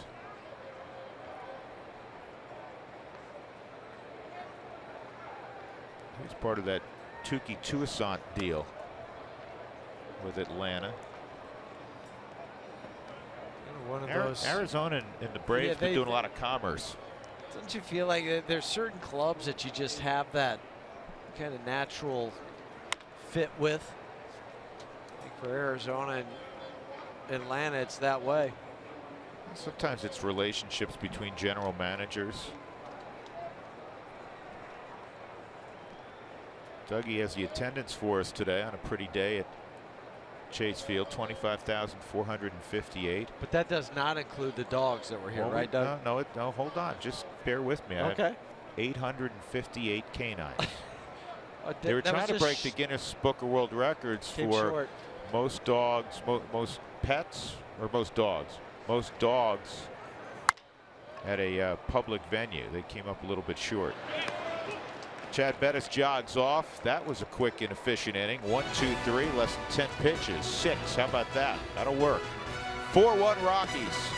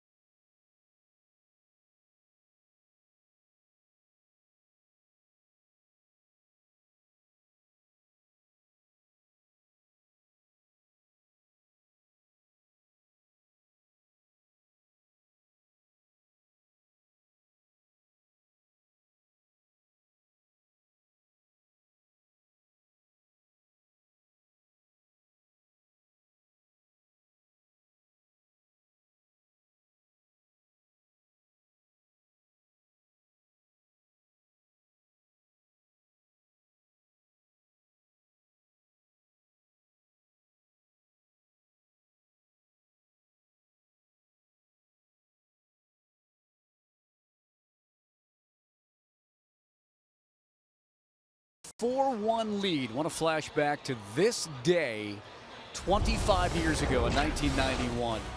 Just unbelievable to think about. Nolan Ryan at age 44 throws his final 7th no-hitter. 7 no-hitters. No hits the Blue Jays. And our own Jeff Houston was playing shortstop in that game. Hugh, I always ask you if you made a key play or not, as Boone Logan throws a baseball to me. Oh, I missed it. But you didn't miss when you were in the game, right? No, I had, I think, one pop-up maybe and maybe a ground ball, but very rarely do you go into a game or you think, well, you know, we're playing at the major league level, but it was really a game where Nolan overmatched Toronto. And they had a great team. We had Robbie Alomar, a few other guys. Glenn Allen Hill was on that club. But it was just really a man against boys that day. Well, it was a lot of times it was a man against boys when Nolan was on the hill. You played behind a couple of Nolan Ryan no-hitters. Yeah, 6 no-hitters, 7th no-hitter, his 300th win. I've just been blessed to be able to play this game that long and be a part of that, part of Cal Ripken when he broke Lou Gehrig's record and started at third base that night. You know what? I'm just so much fun to be able to think, you know, 31 years now into this game and think back some of the memories. I remember coming off the game or coming off that field with Steve Buechele that day, and it was the second inning. We looked at each other and said, it's over. They don't stand a chance tonight. You know, Arizona, speaking of had a guy that's in the house, by the way, today, Randy Johnson, who sometimes you could tell in the first inning that he had no-hit stuff. This ball's on the ground to short, and Paulson's retired. There is the big unit. And you could just tell early, it didn't mean he was going to throw a no-hitter. You know, the Rockies, especially in 2010, and obviously he did against the Atlanta Braves, but Ubaldo was the same way. There were times you and I would look at each other and say, man, they may get a hit, but it's going to be a broken bat type of thing, a bleeder somewhere.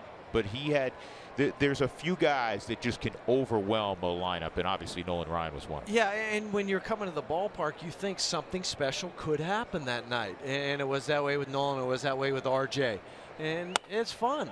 It's fun. It's very rare that you have that experience at the major league level. And you know what? For me, like I said, I've just been blessed to be a part of a lot of special events. Yeah, you certainly have been. Some all-time historic events. Tony Walters with a 1-0 count against Randall Delgado. Third pitcher utilized by Chip Hale. Shelby Miller had a no-hitter going, speaking of no-hitters, into the 4th inning. And then the Rockies got 3 against him, and he never saw the end of that 4th inning. He was gone in favor of Jake Barrett, who got the final out. Miller walked Chad Bettis to load the bases with 2 outs, and then he walked in a run when he lost Charlie Blackmon. And that was the end of his afternoon. It's 3-0. And now 3-1 on Walters. Strikeout and a pop out for Tony this afternoon. Rockies up 4-1 here in the top of the 6th inning. Ball 4.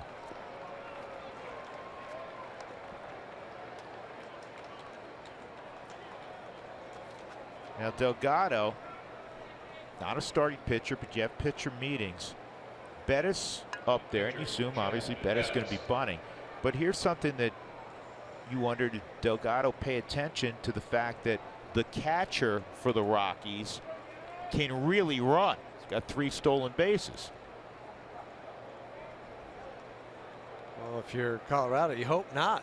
You hope he was just kind of glossing over all that information and say, oh, you know, I'll worry about it if I get out there. And by the way, that check on him isn't an indication, okay, he did pay attention. And he may have. I'm sure Randall did. But that is done frequently to see if the pitcher, especially with 1 out, is going to reveal early. He has that he's going to bunt, and he takes a strike.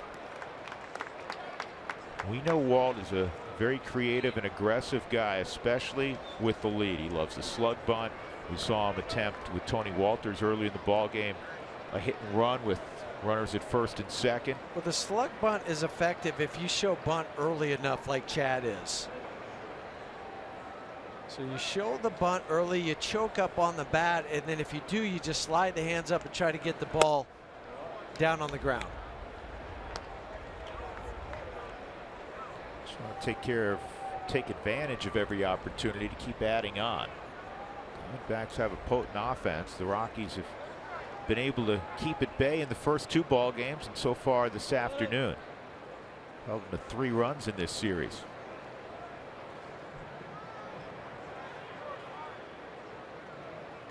Walters takes off, and the slug bunt was on. Had some openings in the infield. Nick Ahmed had moved over towards second base with Tony taking off.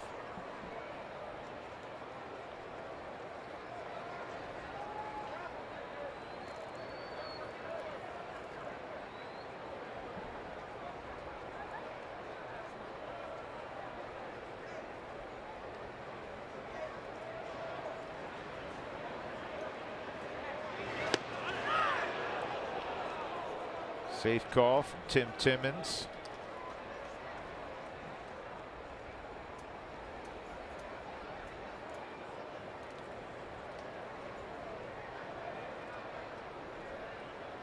Delgado had a clean inning on Friday night, facing the bottom of the Rockies lineup. Blackman on deck, 1-2 on Bettis, and he swings and misses as he pulled the bunt back. 2 outs. And here's another great opportunity now for just a straight steal. And I would like to see if he's going to do it. Go first pitch. Center fielder. If it's not first, go on the second one. You know, Charlie doesn't mind hitting behind in the count. Try to get another runner in scoring position. And the only downside is if he's thrown out, you start with Blackman in the 7th inning. It's ideal, especially with a 3-run lead. Not going. And it's taken low.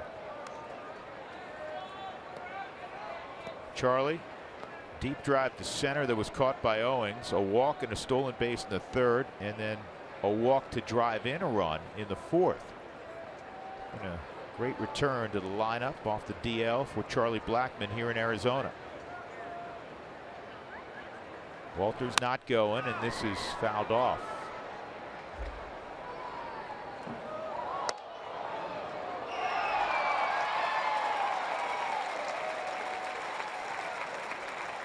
I would say this about Charlie, one of the most cerebral players I've been around. And for a guy with a great sense of humor, when he gets to the ballpark, it is all business. There's a time for the humor, and then there's a time for the work. And I think Charlie separates the two once he walks in those doors. 2-1. You like Tony going here? I might wait one more pitch just to let Charlie have a chance to do something where he doesn't feel like, oh, I've got to protect him.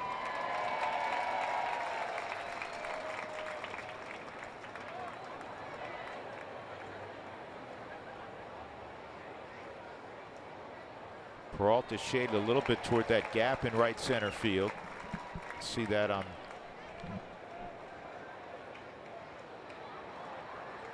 the view of the outfield.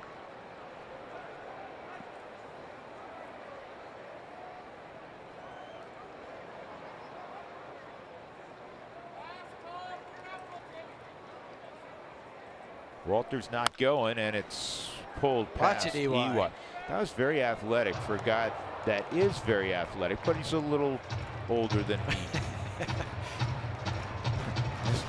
A little older now, and EY had to leap. So I've been accusing EY. I was chatting with him for a while this morning. I said, you've been closet lifting on us. Whatever it takes. Yeah. Not letting anybody, he said push-ups, all push-ups. Push-ups.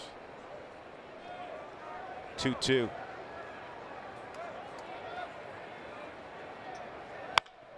Off the end of the bat.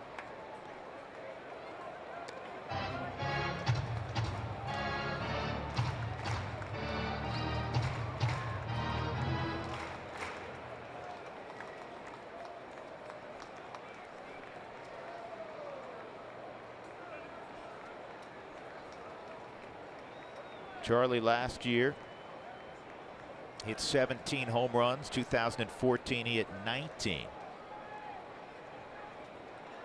Looking for #1 here in 2016.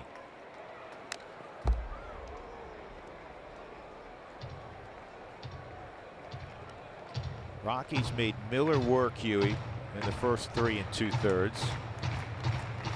They're making Delgado work here in the 6th inning. Just Charlie alone. 3 straight foul balls.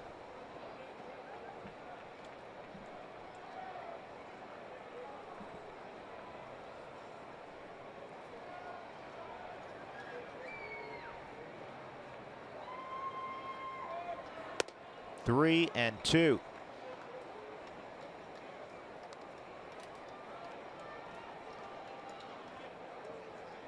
Story hoping for a chance to swing the bat here against Delgado in the 6th. So you get movement from Walters here on a 3-2 with 2 outs. Paul Goldschmidt has already come off the bag. Then he'll back up when the pitch is delivered. And a strikeout. A Blackman will end the inning. Rockies leave Walters at first, middle of inning number 6. Colorado leading the Diamondbacks 4-1 at Chase Field.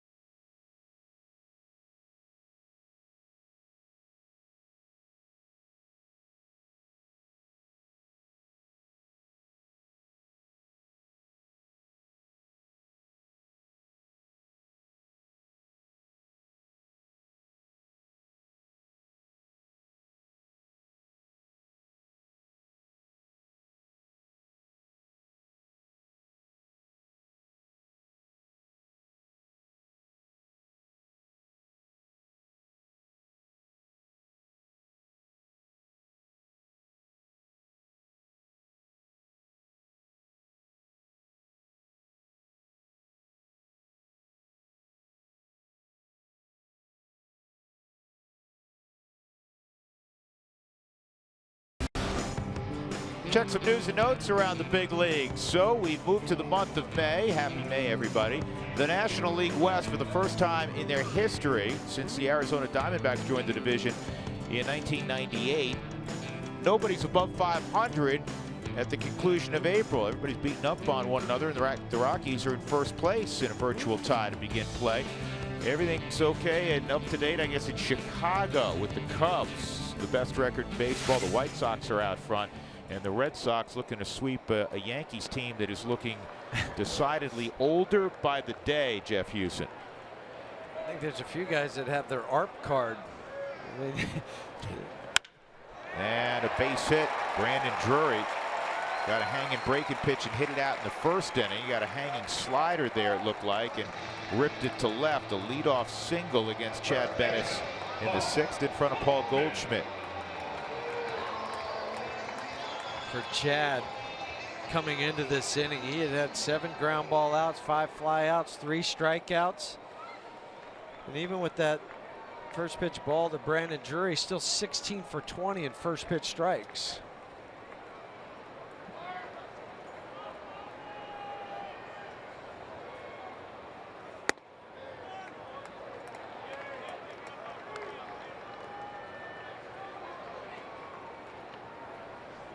Want to know on Goldschmidt, ground ball to second and a strikeout.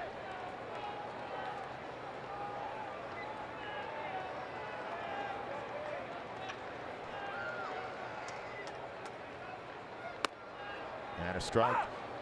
Quick update on Jeff Hoffman again. We had one earlier. Jeff Hoffman now through 7 innings in Reno has allowed 3 hits, and that's it. No runs, no walks. He has struck out 6. Lowered his ERA to 1.52. They're scoreless, by the way, Albuquerque and the Reno Aces. 1-1 outside, 2-1. pretty good line. Albuquerque came into the day 14-9. Hoffman probably done. He's at 99 pitches, but what a performance.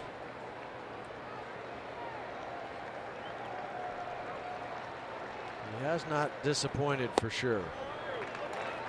Especially that sort of ERA in the PCL. Best hitters league, wouldn't you say, of any minor league? And I'm not just talking about AAA. Any league.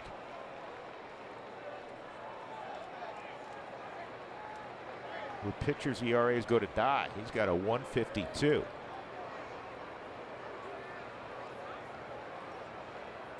If you have close to a 4 ERA, that's great. Yep. 3-1 on Goldschmidt here in the 6th inning. 3-2.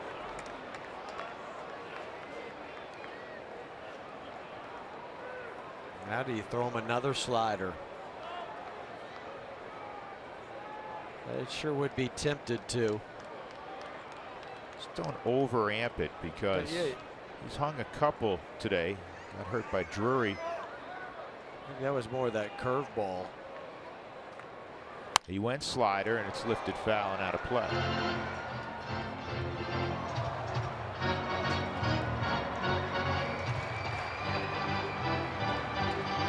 That goes back to the mindset of a pitcher when a guy like Paul Goldschmidt is at the plate. Any of the great hitters, Nolan or Cargo, pitchers say, oh, this has to be my best slider I've ever thrown.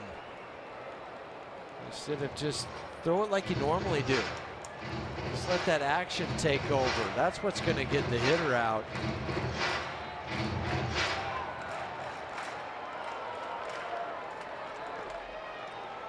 Usually goes the other way. Look at Chad. 161 the 3rd time through.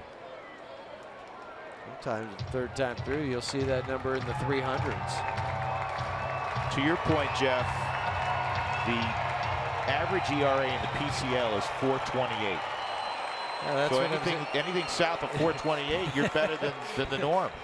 And now you're talking below 2 for Hoffman. Closer to 1.5.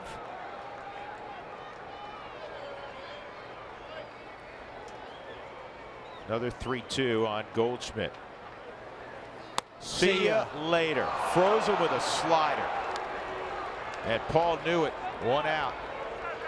That is strikeout number 4 for Bettis. The lock-up slider. Inside on the Subaru strike zone. Locks him up.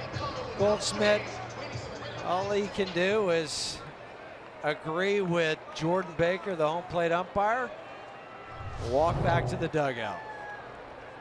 Here's Peralta, strikeout, ground ball to second.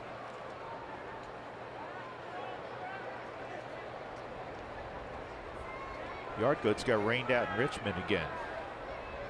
Didn't have a chance to beat the Flying Squirrels.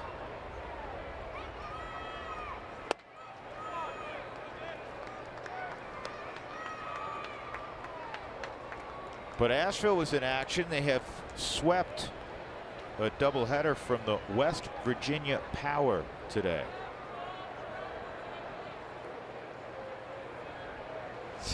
Those are great minor league names.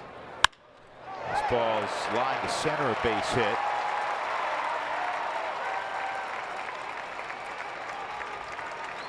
And for the first time today, 2 men aboard against Bettis, and the tying run will come up in Tomas.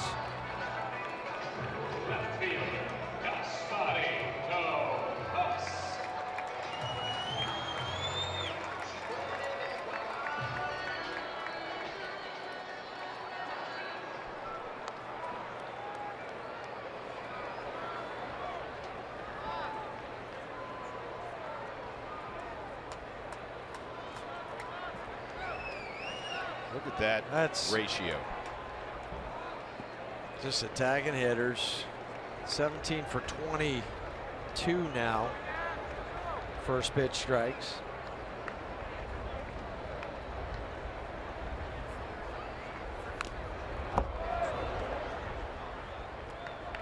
So this year, Bettis in his first outing down here in Arizona worked into the 6th inning. Went 5 1/3, gave up 5 runs, 7 hits. That was his shortest outing of the year. Next outing against San Diego at home, he went 7 innings, gave up 2 runs, only 1 of which was earned. 6 shutout innings in Chicago. 6 innings in Cincinnati, gave up 3 runs. That's low. His last outing at home against Pittsburgh, he left with 2 outs in the 7th inning, got painted a little bit, and ended up giving up 4 runs on 6 hits. Throwing 114 pitches. Point is, Bettis is going to give you in today's game what is considered good length each time out.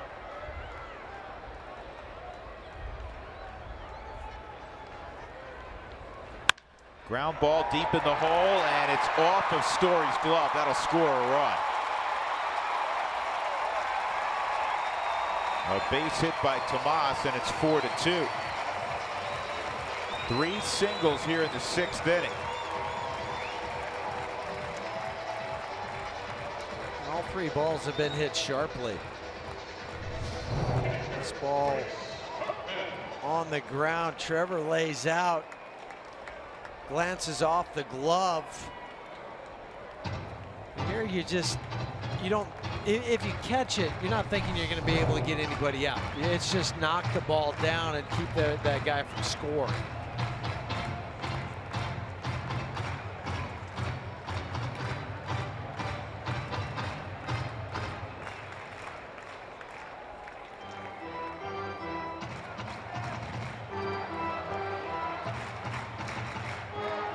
Arizona, that stat jumps off the screen for me for a couple of reasons. One, their first hit with runners in scoring position.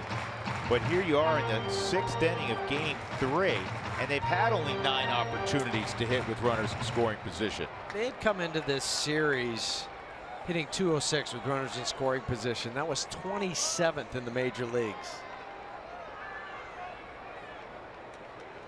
Herman takes low, ball 1. Herman, a fly ball to right field and a base hit.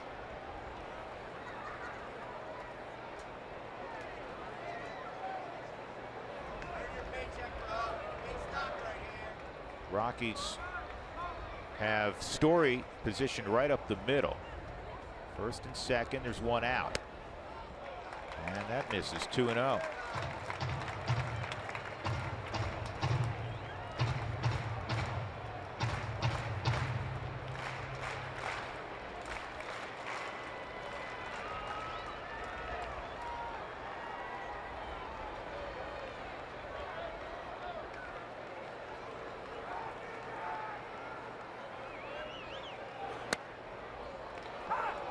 That was borderline. It was just stolen by Tony Walters, and it was borderline. Say the same thing. Just watch the subtle movement of the glove, pulling it up in the zone. Right there. Just a little, just enough to sell that for a strike. He's firing up Bettis. Make a pitch here. And he gets a bouncer, and it's through the left side. And it's going to score another run. Despite a great effort by Arenado, it's 4-3.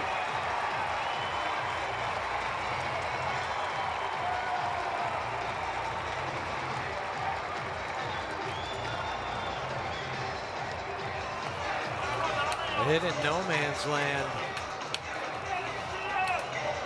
by Chris Herman.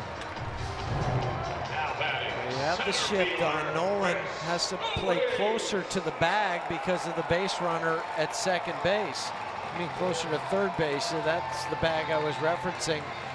How close did he come on the Subaru Supermo? Real close.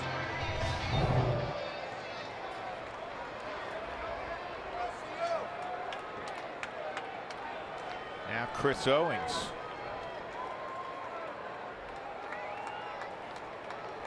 Justin Miller is up for the Rockies. He just got up. And there was nobody until 30 seconds ago. In the 5th inning, Bettis worked a 6-pitch 1-2-3 frame. 4 hits in the inning. The only guy he got out was Goldschmidt, freezing him on a 3-2 slider.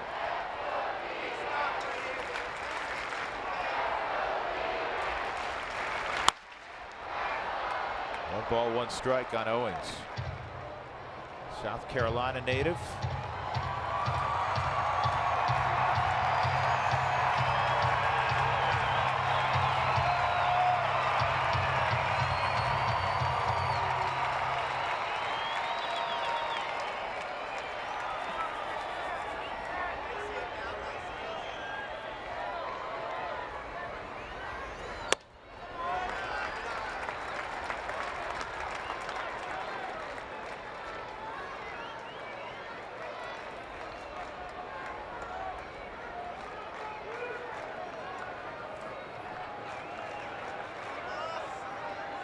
Be quick on the turn if he hits it on the ground. He's only hit into one double play on the season.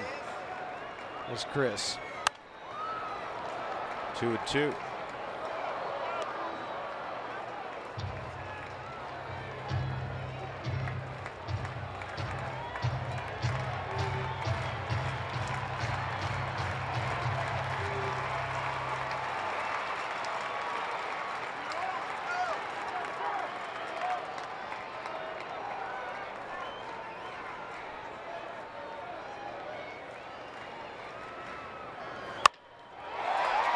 This should be two, even with Owens running.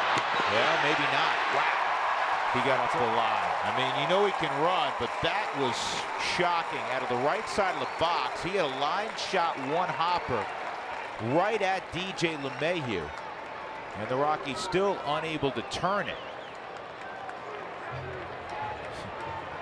Everybody's kind of shaking their head in disbelief because of the way he got down the line. Walt's waiting, Bettis waiting for a review, and I don't think they're going to challenge this.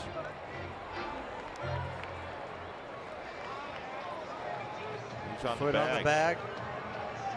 Clearly safe. Tim Timmons with the right call.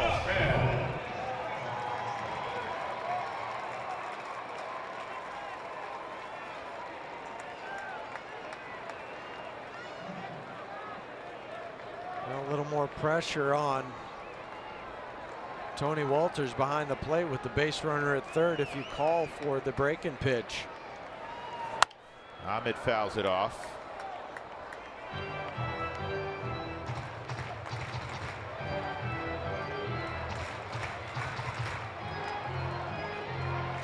Chad trying to keep the Rockies in front here in the sixth with two outs, runners at first and third.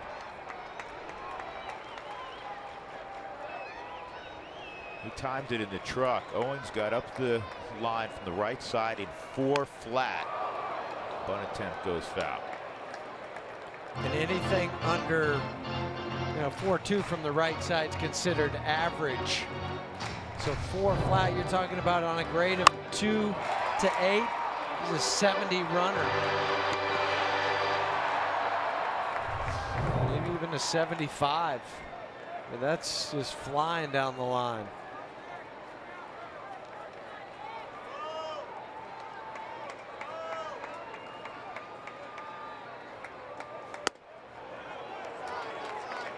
Tony tried to steal that pitch.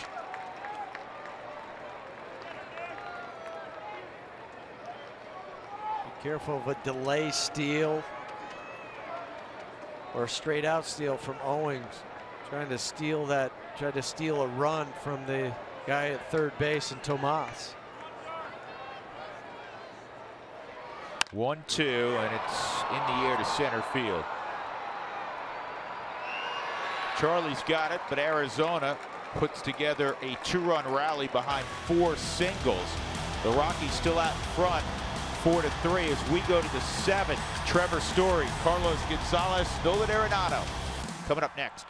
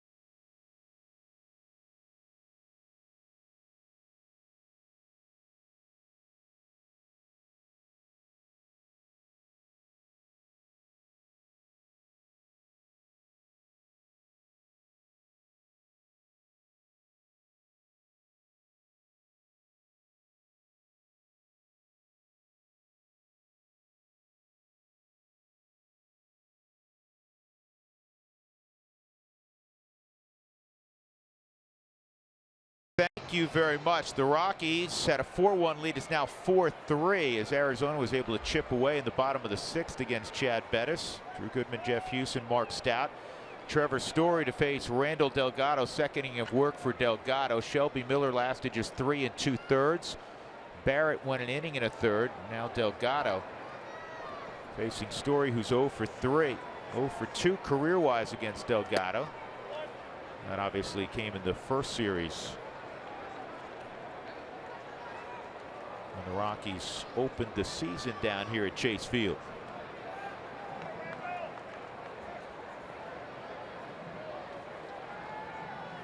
This ball is hit to left field, not deep enough, and it'll be caught out there by Tomas. Andrew Chafin is throwing and has been throwing in Arizona's bullpen. Cargo's coming up. See if Chip Hale goes and gets Delgado here in a 1-run game. Delgado's kind of looking over there. Goldschmidt comes in. I think this may be the stall. Maybe not, though. Hale's sitting down. He just sat back down. Definitely would have done it if Trevor had reached base. Cargo a walk, a single, and a run scored. And he lined out hard to first base. Takes a strike.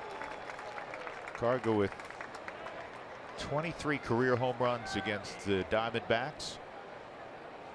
4th among active players.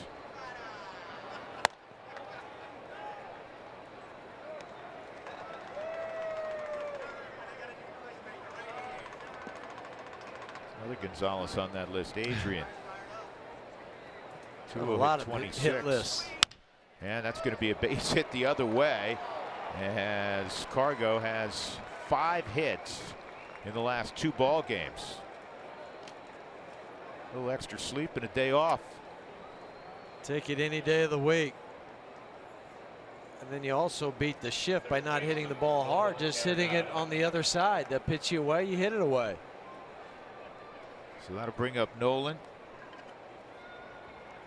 candidate for Player of the Month in the National League. The Rockies had a couple players on that list. Trevor Story was the other one. Yep, Trevor's a candidate.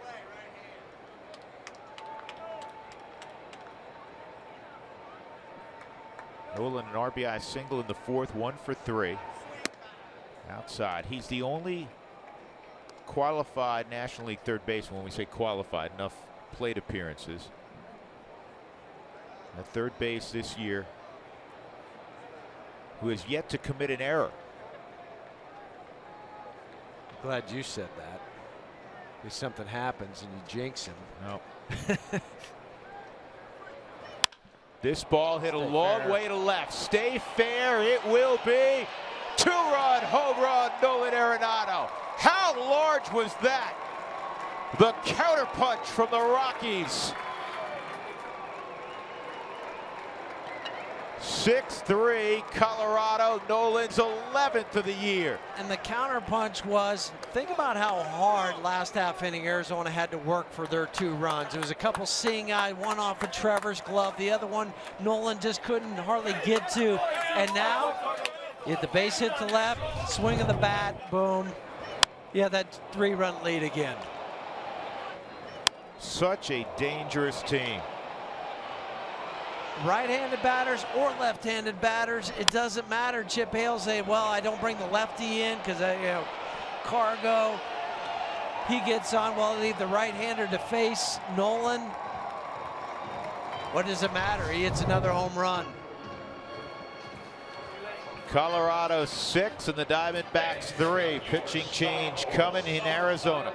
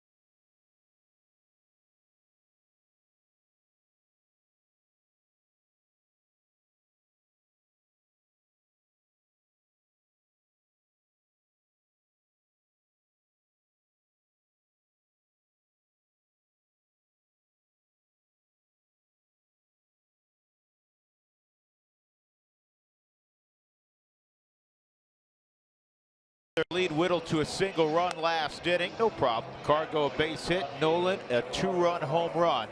Arenado 11 home runs, 25 driven in. He's had a 3 RBI day. And now Andrew Chafin is aboard. The left-hander to face Gerardo Parra. Parra hit a home run his last time up. 12 appearances, excuse me, for Andrew Chafin. That's tied for 10th in the National League. 134 whip. One for Chafin. Fastball 91 to 95, slider, and an occasional changeup. At least so far, the interesting number is Chafin's allowing lefties to hit 286, righties 238. You'd think those numbers would be reversed. Home run leaders in baseball: Nolan on top, then Story. And think about this. You know the guy who hits in the 3-hole for the Rockies, who's hitting close to 350. You know he's going to hit a bunch of home runs. Cargo's got 4 right now. I mean, he can go hit 8 in a week. You saw what he did after June 4th last year. Yeah, I like that update. Still good at baseball. Yep. Nick, that's pretty accurate. Don't think he's not going to be good for a long time either. Rockies have overtaken Arizona, by the way, in the home run derby team-wise. They have 38 home runs. The Diamondbacks at 37. Cardinals and Baltimore with 34. Mets next on the list with 33. 2-1 on Gerardo.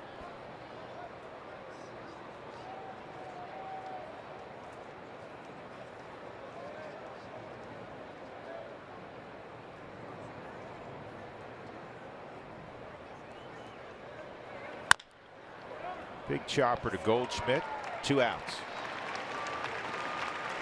Back to the home run swing of Nolan on the Subaru Supermo.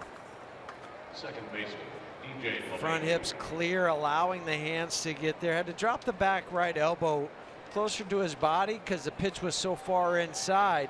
And that's the hardest pitch to try to keep fair. And that's why Nolan's waiting and waiting at home plate. Let me correct something. The Rockies have 39 home runs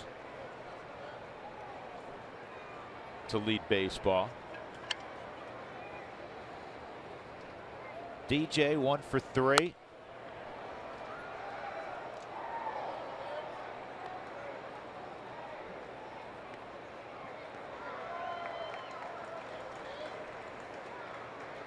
Dodgers beat the Padres today 1-0.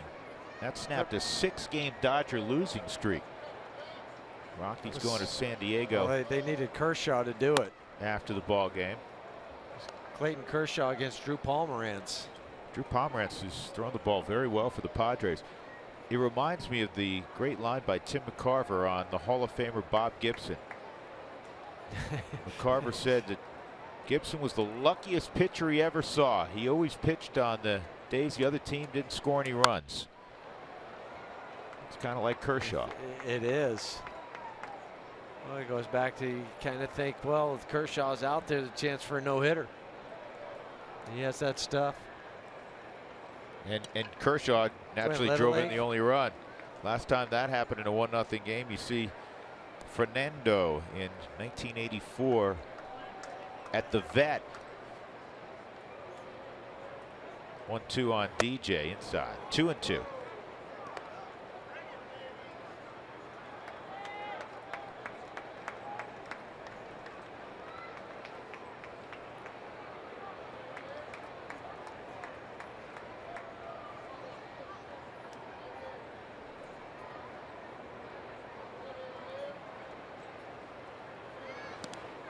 Swung and missed. DJ, if he hustles, has a chance to get to first.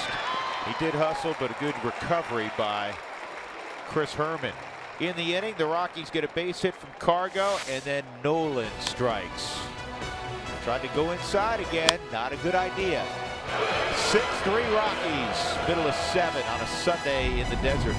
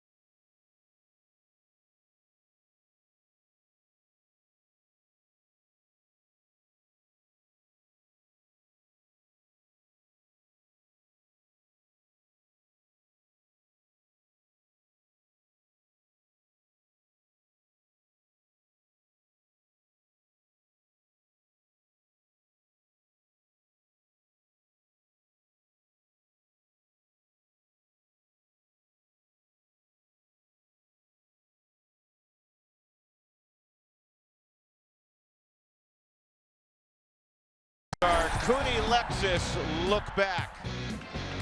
Gerardo Parra has hit a home run today. That came in the top of the 5th inning, extending the Rockies' lead to 4-1 against Arizona.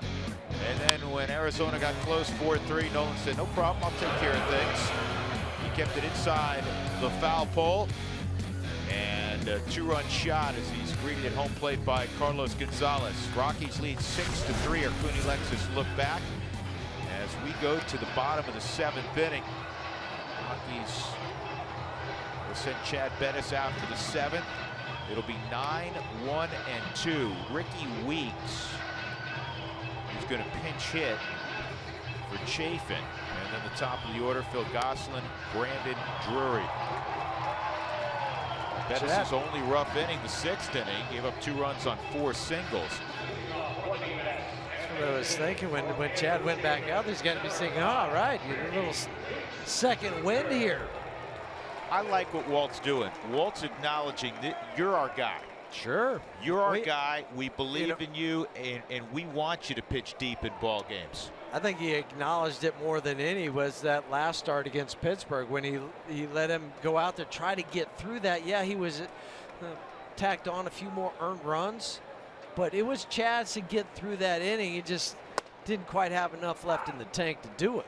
But now immediately goes back out there for that first pitch strike.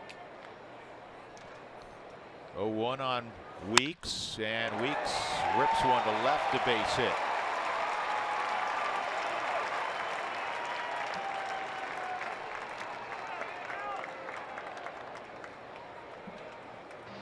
That'll bring up Gosselin, 1 for 3, an infield hit back in the 3rd. And Walt, top of the order coming up, and how that ball was struck. He's gonna, my guess, turn it over to Justin Miller. So Bettis goes 6+. He walks off with a 6-3 lead.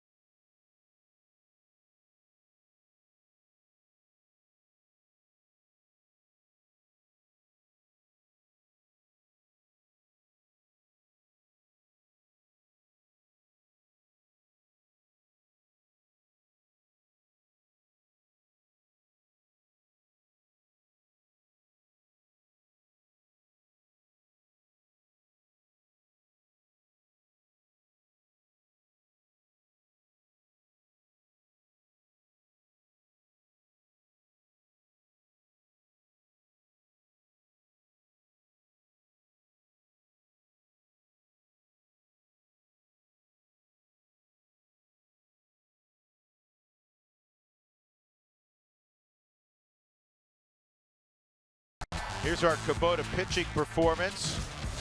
Chad Bettis looking for his 3rd victory of the year. The book not completed because he's responsible for Ricky Weeks at first, but 9 hits, 3 runs, and 6+ innings. The thing about Chad now, 6 starts, Huey. He has struck out 26, walked only 8 6 starts. Just controlled a lot of things. It also had 8 ground ball outs today, 3 flyouts, and now it's Justin Miller's turn to come in and going to clean up this inning. Phil Gosselin, the first pitch is in there for a strike. 2nd appearance in the series for Justin. Pitched on Friday night, 1 inning, couple strikeouts.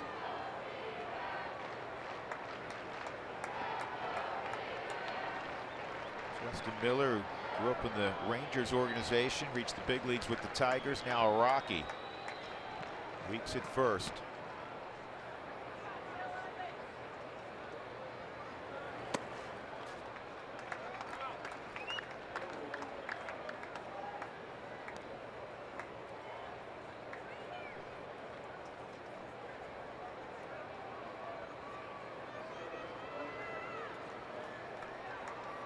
Tyler Clippard is up in the Arizona bullpen.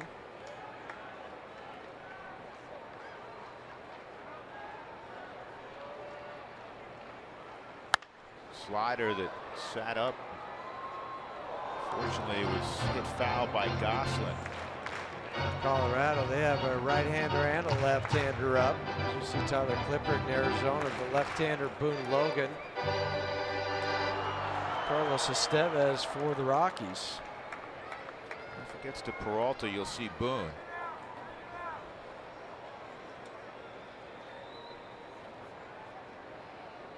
One and two.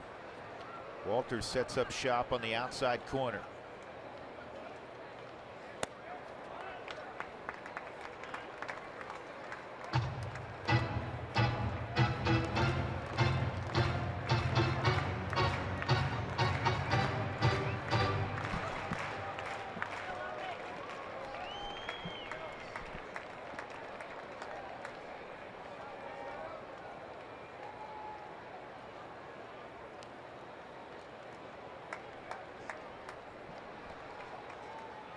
And that's a base hit. And it gets past Parra, just ate him up. Weeks to third, and now two in scoring position. That'll be the third error on Gerardo. They're caught in between land. Do I come get it? And then once he realized he could not catch it in the air, just didn't leave himself enough room. Single and E7. Ball hit hard to Gosselin, and then just played it back too far in his body. Those are the ones you have to get over in front of. Once you know you're not going to catch it, just knock it down. Now the guy who's been swinging the bat perhaps best of anybody in the lineup is Brandon Drury, and he swings and misses. Today, certainly that's been the case. A home run, his fifth in his last 12 games. That came in the first inning against Bettis. And then a hard single to left in the sixth inning. He scored 2 runs, nobody out. 2 in scoring position. The Rockies up 6-3 in the 7th.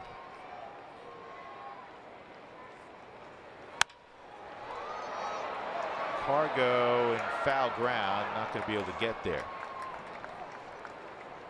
Well, fans, the first 10,000 through the gates on Sunday, May 15th, will receive a Colorado Rockies plastic ball and bat set.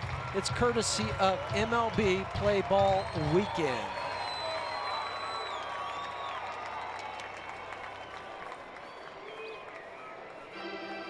Couple Rockies fans. I say this a lot down here with the proximity to Denver. Late in the snowbird season, though it would apply this weekend with the weather we're having back home. There's a number of Rockies fans in attendance at Chase Field.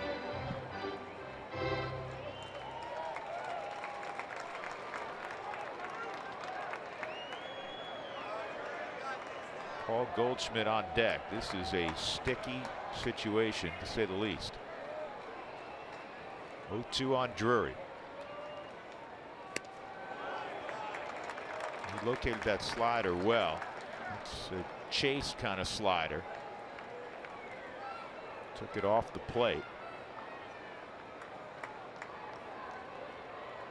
A lot of times you back that up with a fastball out there and you get a tardy swing.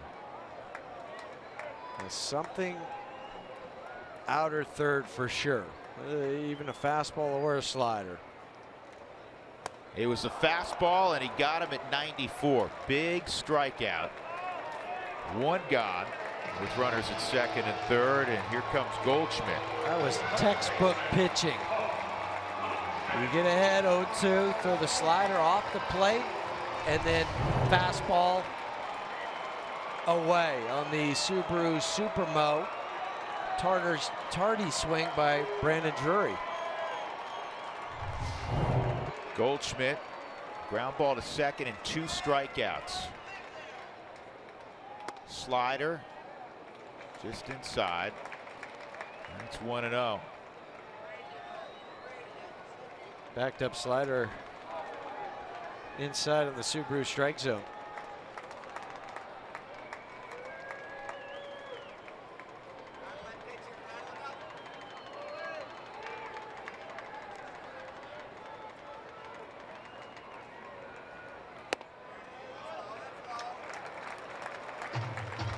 Two and 0.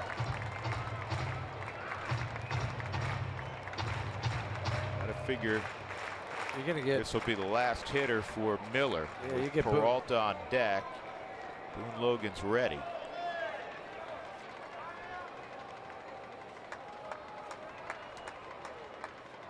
Carlos Estevez with him. 3-0.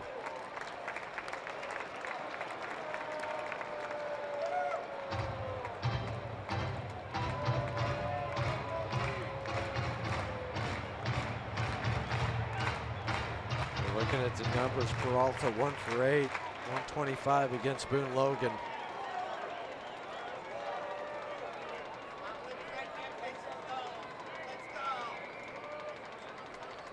Careful, they'll have the green light. So a 4-pitch walk, and Goldschmidt loads the bases for David Peralta. He represents the tying run at first base.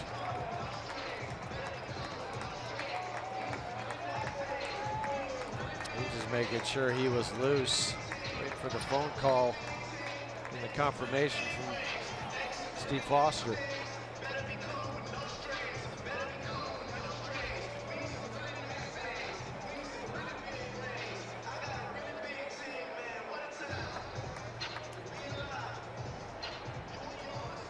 So Boone Logan, with 1 out, will come on to face David Peralta, try to get the Rockies out of this mess.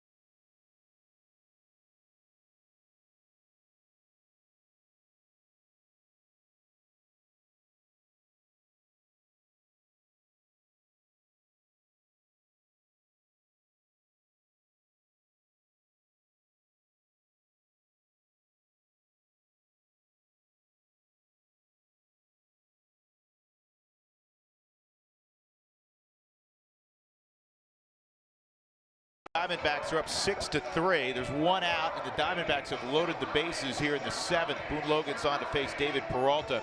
The day after every Rockies victory, get 50% off your online order at Papa John's. Use the promo code ROXWIN at papajohns.com.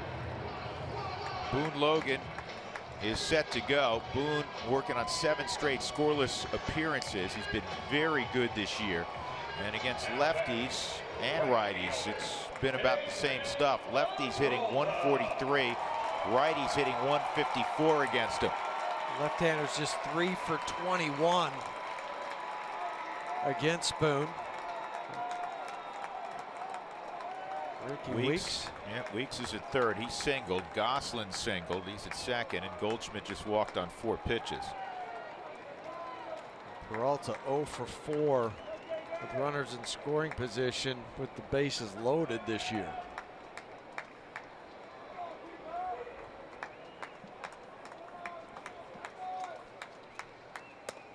And the fastball's inside, ball 1.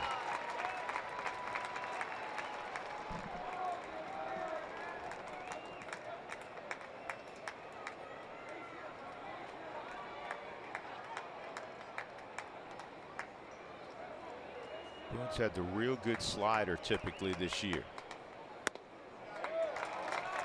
And he misses with another fastball. It's 2-0.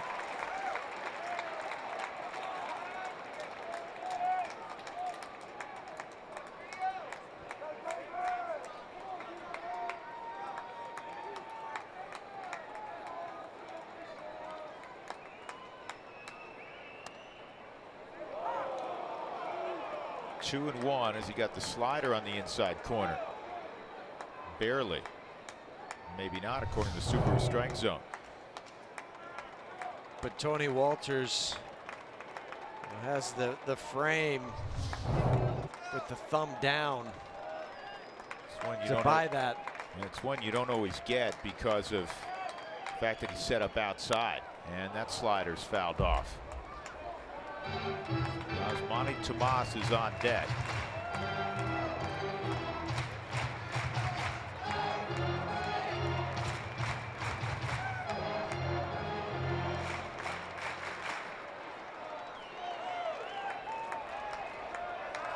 Carlos Estevez is still just waiting in the bullpen.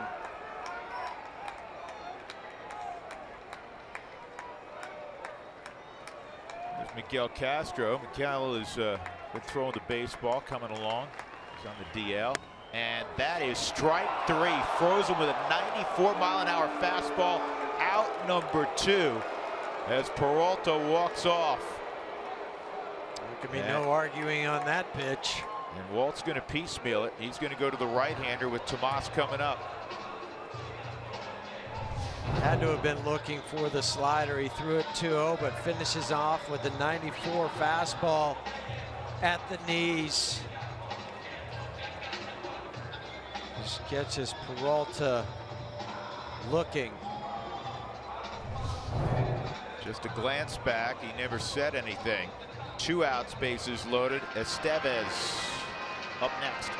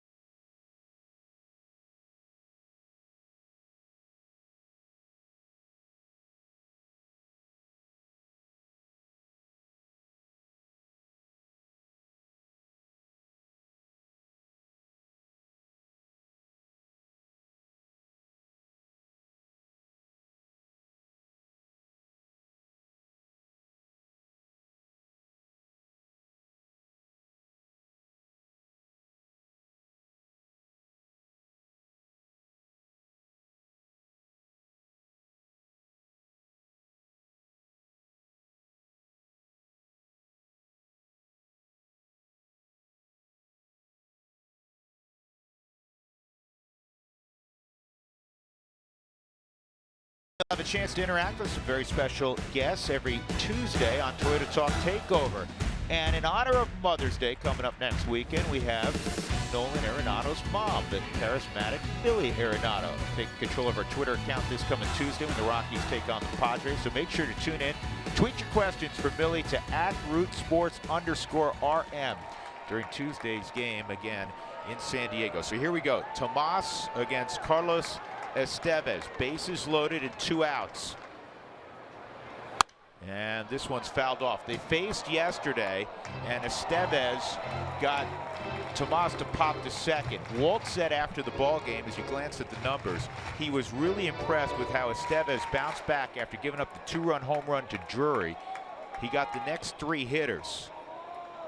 And those are the type of innings for a young kid that you could give up 4 or 5 runs. Well, he's showing confidence in Estevez. He's putting him right back in a big, big situation. I talked to Carlos in the dugout today, and what a great kid he is. He just owned up to it. He said everything was good after that one bad mistake that I had to Drury, where I let the ball come back over. I did not hit my spot. Time called by Tony Walters. That's why you saw Jordan Baker just point down at the catcher. It was not called by the hitter Tomas. 1 ball, 1 strike. Bottom of the 7th inning.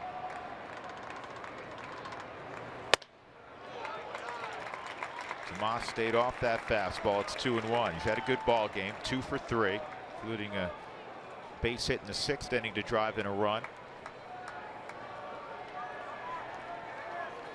5 home runs, 13 RBIs for Tomas.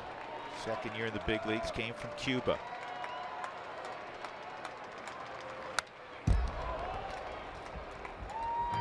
He got away with one there, did Carlos.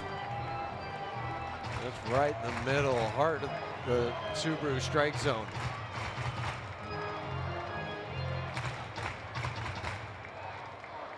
Slider or heater, Huey? 2-2. I think you have either, but it's more about the location than the pitch that you throw. You'll see Tony set up, I'm sure, just right on the black away from Tomas. You're asking for a slider. No, he fooled him and he struck him out at 98. Job. What a job by Carlos Estevez. Arizona loaded the bases with 1 out. Peralta strikeout victim to Logan, and Estevez fans Tomas. 6-3 Colorado off to the 8th.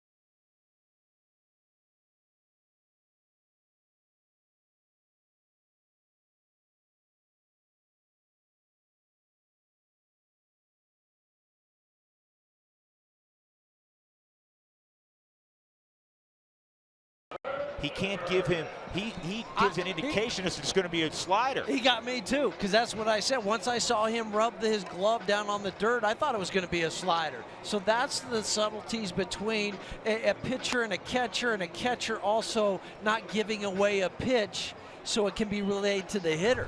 And when was the last time the Rockies had a guy throwing in the upper 90s in the 7th inning? I also like the confidence that Walt showed in this kid. Love it. He gives up the 2-run home run last night to tie up the ball game. What does he have to come in and inherit today? Bases loaded. with Tomas up there. He strikes him out into the inning. And a big tip of the cap again to Boone Logan. He came in, he fell behind 2-0 against a dangerous hitter in Peralta, 300 hitter with power. There's a bunt attempt by Ben Paulson, and he froze, came back, and ends up freezing Peralta on a 2-2 fastball. Tyler Clippard is aboard again. Rockies got after him yesterday. It's his 500th career game for a guy that's been a fixture in the back end of games. Long time with the Washington Nationals. Pitching in the 8th inning. This is popped up on the right side, and Goldschmidt takes it. So Ben is retired, and that'll bring up Tony Walters. Well, fans, the 2016 Esurance MLB All-Star Game ballot is here. Head to Rockies.com/vote to choose your stars and send them to the All-Star Game on July 12th in San Diego. So here's Tony. We throw that every sport now, you can't just be a smart guy. You have to have high basketball IQ, baseball IQ. Tony's a smart guy. But that did show, as you described, his acumen to make sure Gosselin, if he's going to hand off potentially the pitch through a signal to the hitter, he pats the ground, which is the ultimate sign for a breaking pitch. You're not going to pat the ground if you're going to see a fastball. You want a guy to bounce a fastball. And he got the 98-mile-an-hour heater, and he threw it past Yasmani Tomas. 1-1 on Tony Walters. For Estevez, it's just his 5th game in the big leagues. But he has an intellect to go along with arm talent that the Rockies were really pleased with. Not only, I mean, throughout, it's not like he just showed up at spring training. They didn't know about the kid. They're watching him grow in their system. But then he demonstrated it at spring training at the highest level. 1-2 on Walters, and this is rolled to first, 2 outs.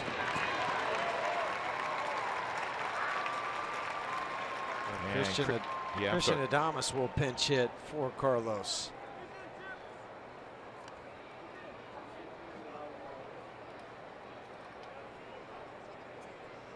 Pinch hit for Carlos Estevez. Number 18. So Adames, Christian Adames, with 2 outs and nobody on. Chad Qualls will handle the 8th inning.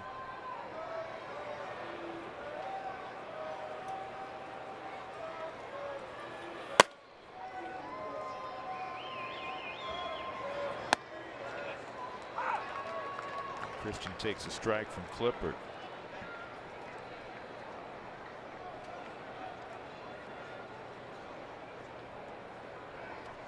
So the book closed on Chad Bettis. Another quality start, 6 innings, 3 runs, 9 hits, didn't walk a batter as we discussed. 4 strikeouts. Ricky Weeks is in left field now, and he makes the catch. 1-2-3 inning for Clippard. We'll go to the bottom of the 8th inning. The Rockies 6, Arizona 3.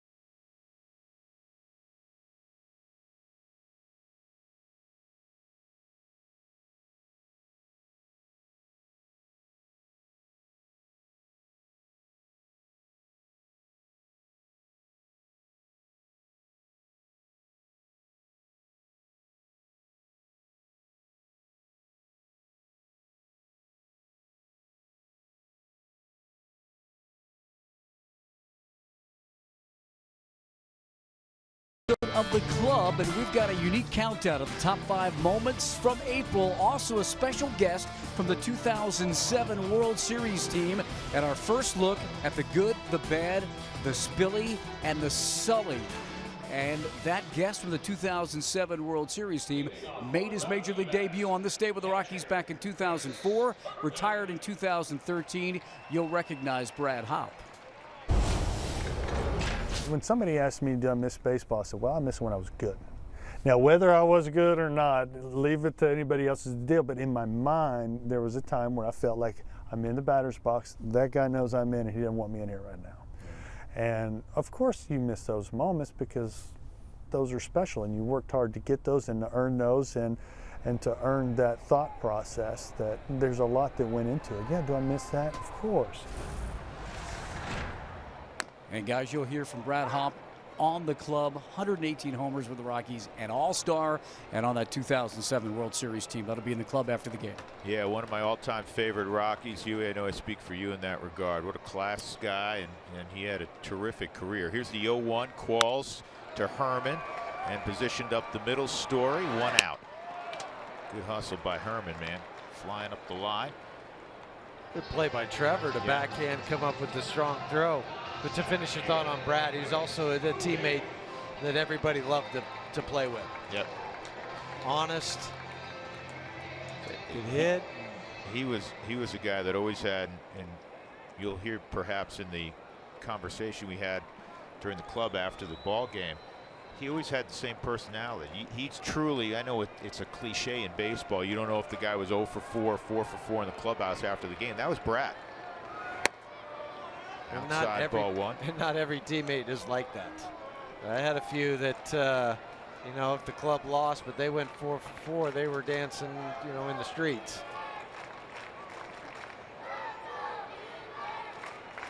Guys noticed that, I know. Here's the 1-0 on Owens, outside, 2-0.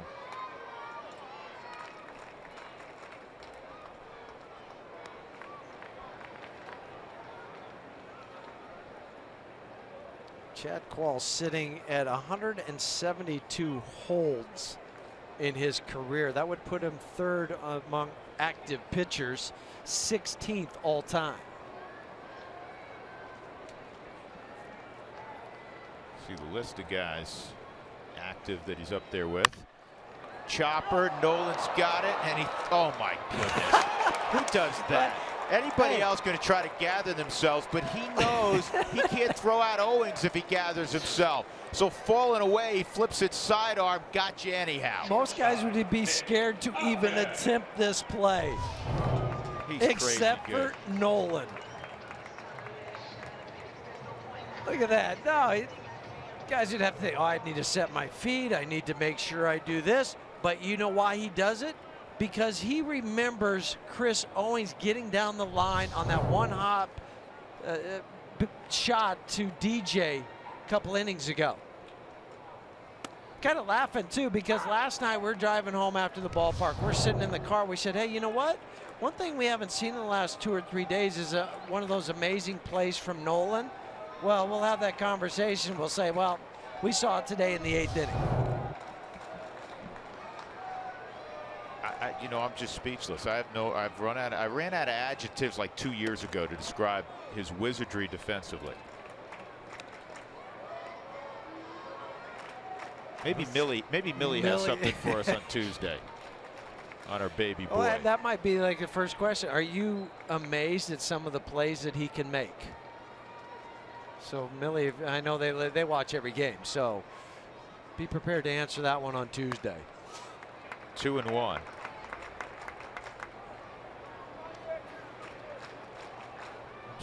I'm still in shock, so I forgot to let everybody know that's Nick Ahmed at the plate, ladies and gentlemen. Must be a nightmare to play against, Zach, but he's beautiful to play with. I'll give him another chance. That's I got much it. easier. That's routine. 1, 2, 3. Qualls, as he typically does, gets 3 ground balls. Hey, he hit our 3rd baseman. We'll go to the 9th, 6-3, Colorado.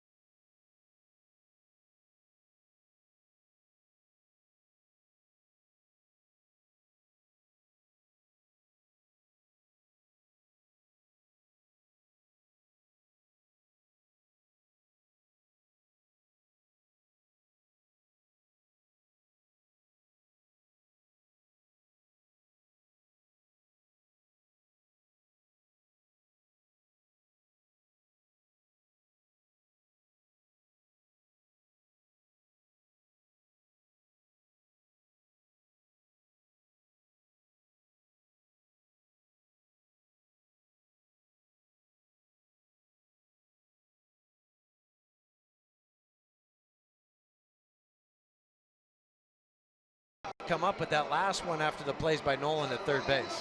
So I'm not sure if that was Chinny or Sully who came up with that. For Sully coming up with the golden retriever for Nolan at third, I will say this: I have two dogs. I have a golden and I have an old English sheepdog, and they both like to chase things and retrieve it. The golden has made every single play on Stella, our old English sheepdog. Despite the great hustle and efforts of Stella, she's never gotten the ball once. That's why they call them golden retrievers. And if you're wondering when Bark in the Park is in Colorado, it's August 16th. So go ahead and mark that on your calendar. Enrique Burgos, his first pitch to Charlie. Misses ball one. Charlie hops out of the way. Rockies up 6-3. First time in this series that the Rockies have seen Enrique. Recalled from AAA Reno, April 23rd. You know what? I take that back. He did pitch Friday an inning, but only 9 pitches in that inning. That's why it kind of escaped my memory. Yeah, he was good on Friday. So were the Rockies. In fact, he faced Blackman, Story, and then Nolan on Friday. Cargo wasn't playing on Friday, and he'll see Blackman, Story, and Cargo today. Charlie hit a fly ball to left. Trevor hit a line shot. Remember that good catch that was made by Gene Segura. 2-1.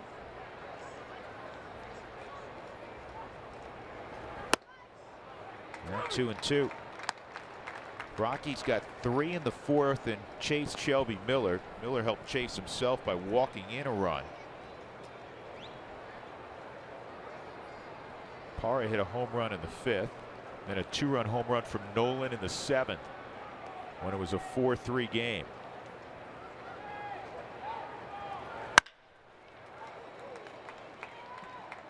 One out. Who Wants Tacos? Fans follow at @rootsports_RM on Twitter to receive alerts for the Rockies taco special when the Rockies score 7 or more runs. Be real nice to get that 7th run right here. A little extra cushion for Jake McGee in the 9th. Trevor's 0 for 4 today. Ground ball to second. Strikeout swinging and one caught looking, and then a fly ball to left field.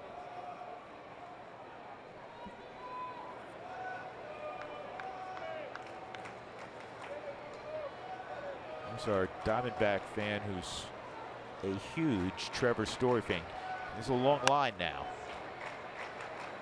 So a little bit more on the April that was for Trevor Story. Most extra base hits in the month of your debut, not necessarily April. For Joe DiMaggio in 36, it was May. He had 23 extra base hits. Nobody's done that since April of 01. Won Albert Pujols 17 extra base hits. Won April of 2016. Trevor Story also 17 extra base hits, tied for the major league lead with a few other guys this year. Guys like Donaldson, Altuve, produced 17 extra base hits. Manny Machado in the month of April this year. Those 3, and Trevor Story, the 4 with 17 extras in the month of April this year.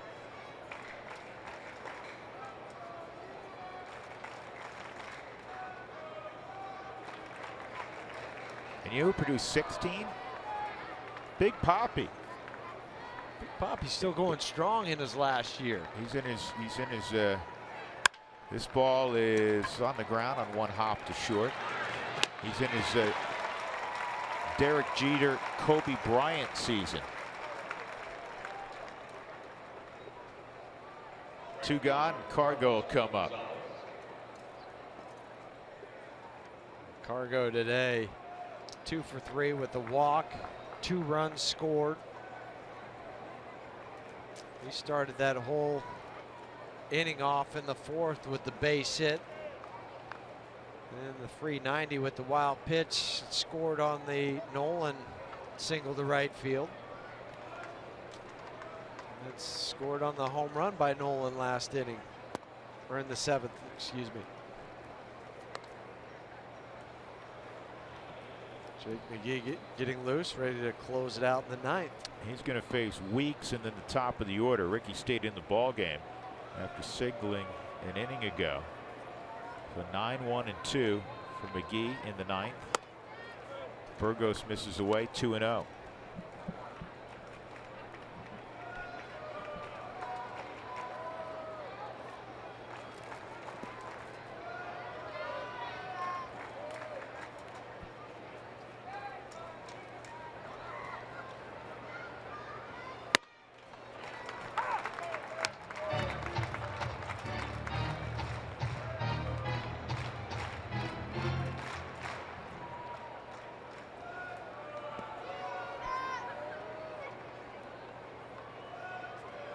Two and one on Cargo with 2 outs in the top of the 9th.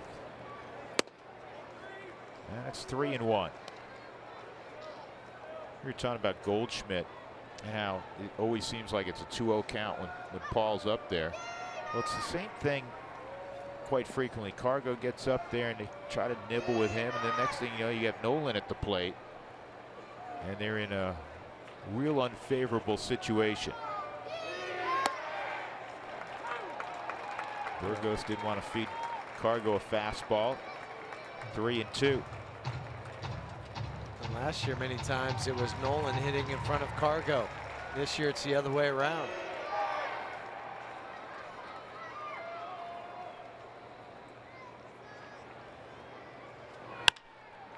And this is popped up left side. So 1-2-3 inning for Burgos. We go to the bottom of the 9th. Rockies 3 outs away from a sweep of the Diamondbacks at Chase Field. Jake McGee will be aboard when we return.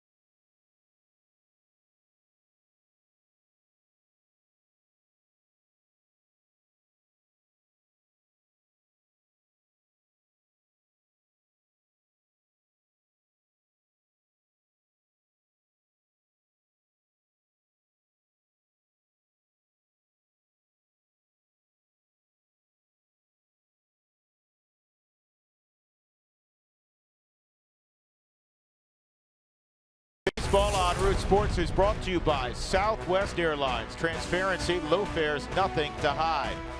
By StubHub, looking for great seats, head to StubHub, the official ticket marketplace of the Colorado Rockies. And by Wells Fargo, customers, you get 2-for-1 Rockies club level tickets by visiting wellsfargo.com/Rockies. Line score on this one, 6-7-1 for the Rockies. 3-10-0 for the Diamondbacks. So the Rockies need 3 more outs to sweep Arizona in Phoenix for only the 3rd time ever. And Jake McGee, who got the save last night, will be asked to do the same this afternoon. Save number 5 for Jake. Did give up a couple hits, but was able to erase the first one on a double play off the bat of Tomas, then the double by Castilla, but got Peralta to ground out. The Rockies shake hands, win the game 5-2. And again, it'll be Weeks, Goslin, and Drury in the 9th inning. Time for our CenturyLink link to what's next.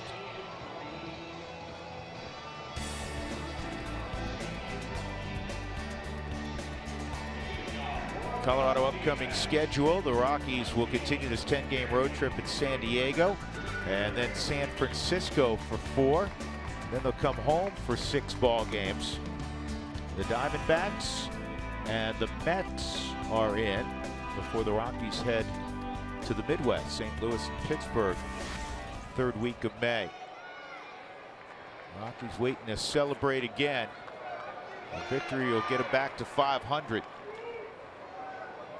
So Ricky Weeks, who had a sharp single in the 7th inning, leading off against Chad Bettis. That's the final hitter that Bettis would face. Chad gave up 3 runs in 6+. And McGee guides a fastball over, strike 1. Ricky in his career 1 for 4 against Jake.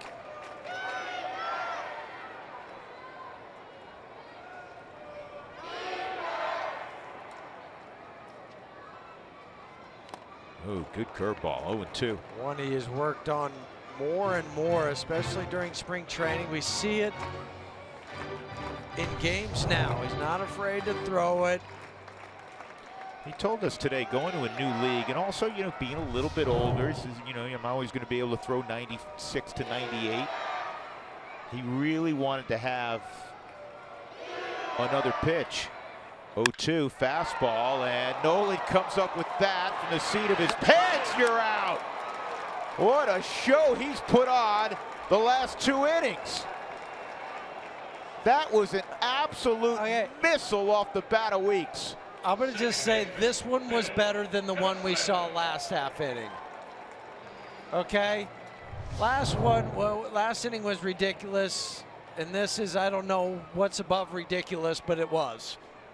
It's not only, I don't know how he came up with this, all right? I don't know that answer. And then how about the arm strength and the accuracy falling away on one knee? And just for Ben to just reach out, I've got it casually. Oh, 1 out. Just go ahead and just start engraving that Gold Glove right now, or painting it, or whatever they do. We said that during spring training. He went 0-2. We remember that spring training. He made a couple of ridiculous plays, and we said, "Listen, just send it to him now." Ends up on his back. Ho hum, another day at the yard. I know it's sacrilege to say this. We've said it many times in the past. Never seen better. Never have seen better. Charlie's got it, 2 outs.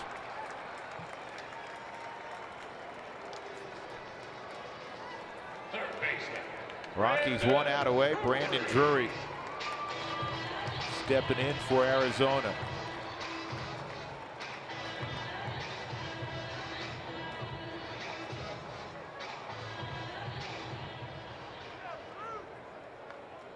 You got to imagine Arizona's just sitting in that dugout after that first play's made to say, oh, it's over. Yeah, start packing the equipment. Yeah. Listen, he reaches. You know, yesterday they put something together against McGee. It's deflating. It truly is. When you see a play made against you like that in back-to-back innings.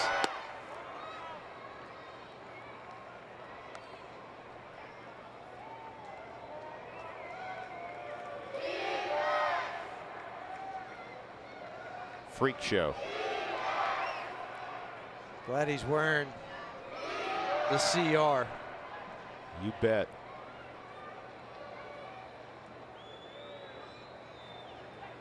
One, ground ball deep in the hole, past the diving Trevor Story, so a base hit for Drury.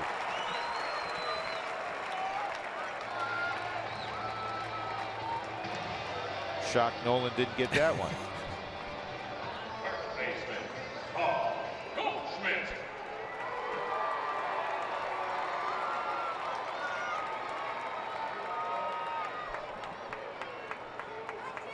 Goldschmidt 0 for 3, walked in the 7th inning to keep that streak alive of reaching against the Rockies. 41 straight games. Story moves over in the hole, and that pitch is in there, strike 1.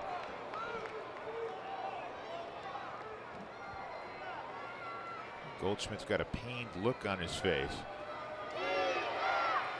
Not sure if he thought that was low or he should have swung at it.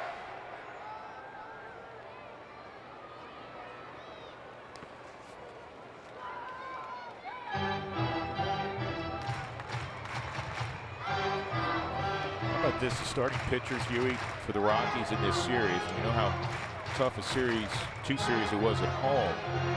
Starting pitcher ERA for the Rockies was .972 on that last homestand. Here in Arizona, Chatwood, Russin, Bettis gave up 3 total runs. It was today, 3 runs, because Chatwood had 6 shutout innings and 5 shutout from Russin yesterday. We always say starting pitching, that sets the tone for everything. Sets it for your defense, for your offense, way you manage, how you feel when you're coming to the yard and you look at the lineup card. Oh, well, we got him going today. Great. I feel good about our chances. Because the first thing you check is, am I playing? And then who's pitching is the second thing. 2-1. And that's in there. Curveball, 2-2 on Goldschmidt. So the Rockies a strike away. Drury at first.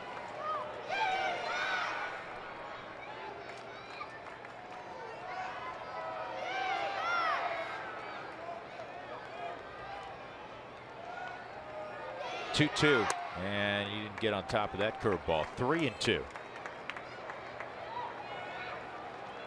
Just rushed that pitch and left it behind.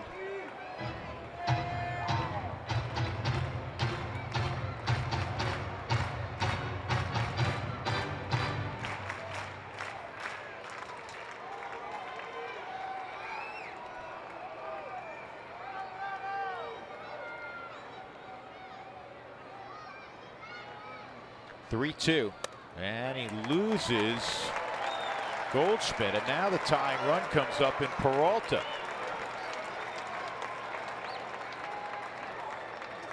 They're going to pull Peralta back and send Wellington Castillo up in his place.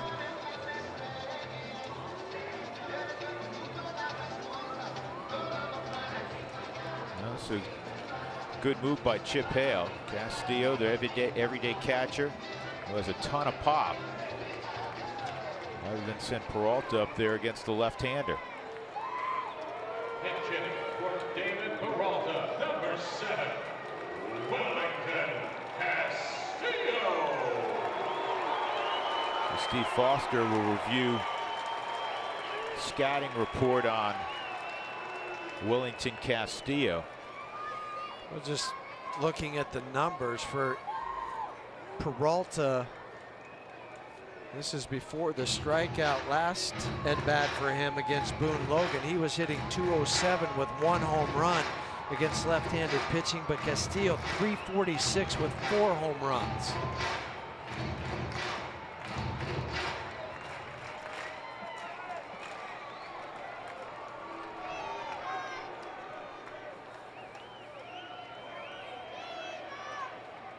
So here we go. 2 out, 2 on. Rockies up 3.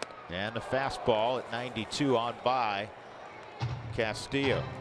Thought on the backswing he got Tony Walters. That's what he was looking at Tony.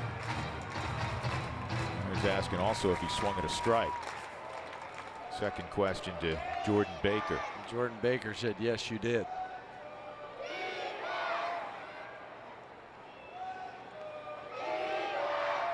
And now Walters calls timeout as McGee was going in the stretch.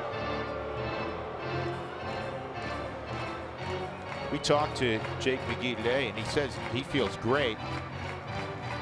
With a pitcher,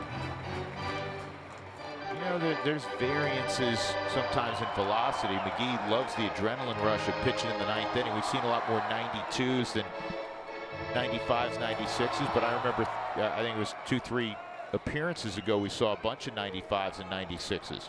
Well, sometimes everything feels good. The ball just doesn't come out like you want every night.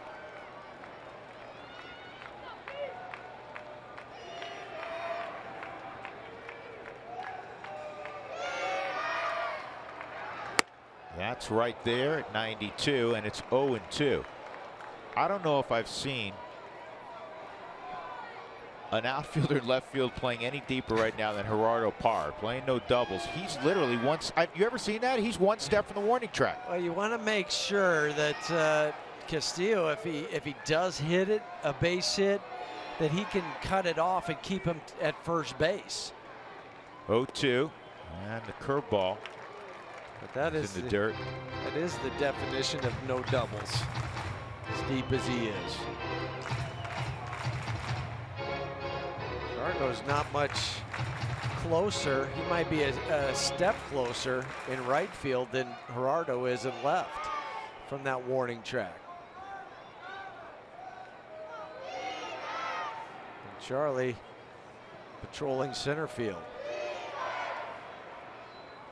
1-2 on Castillo. He's got a ball game over. Dialed up 95. And the Rockies win it 6-3. They've swept the Diamondbacks in Arizona for only the 3rd time ever and the 1st time in 12 years. 6-3 the final as the Rockies improve to 500, 12-12, and they send Arizona to their 3rd consecutive loss. They're now 12 up and 15 down. The only other sweep other than 04 and this one back in '98, the first 3 games the Diamondbacks ever played came against the Rockies. The Rockies would sweep. What a weekend for Colorado, especially coming off the 5 losses at home. All right, Jimmy John's delivery of the game, bases loaded, 7th inning. Carlos Estevez striking out Yasmani Tomas on a 98-mile-an-hour fastball. Hit it if you can. That's our Jimmy John's delivery of the game. The Rockies win it, and the Rockies have won 5 of 6 in Arizona. The last time they won a season series down here was 2009. They've already guaranteed themselves of that. They will not be back here until mid-September. Terrific weekend in the desert for the Rockies. Plenty to talk about on the Toyota postgame show. We get you there right now. Here's Jenny.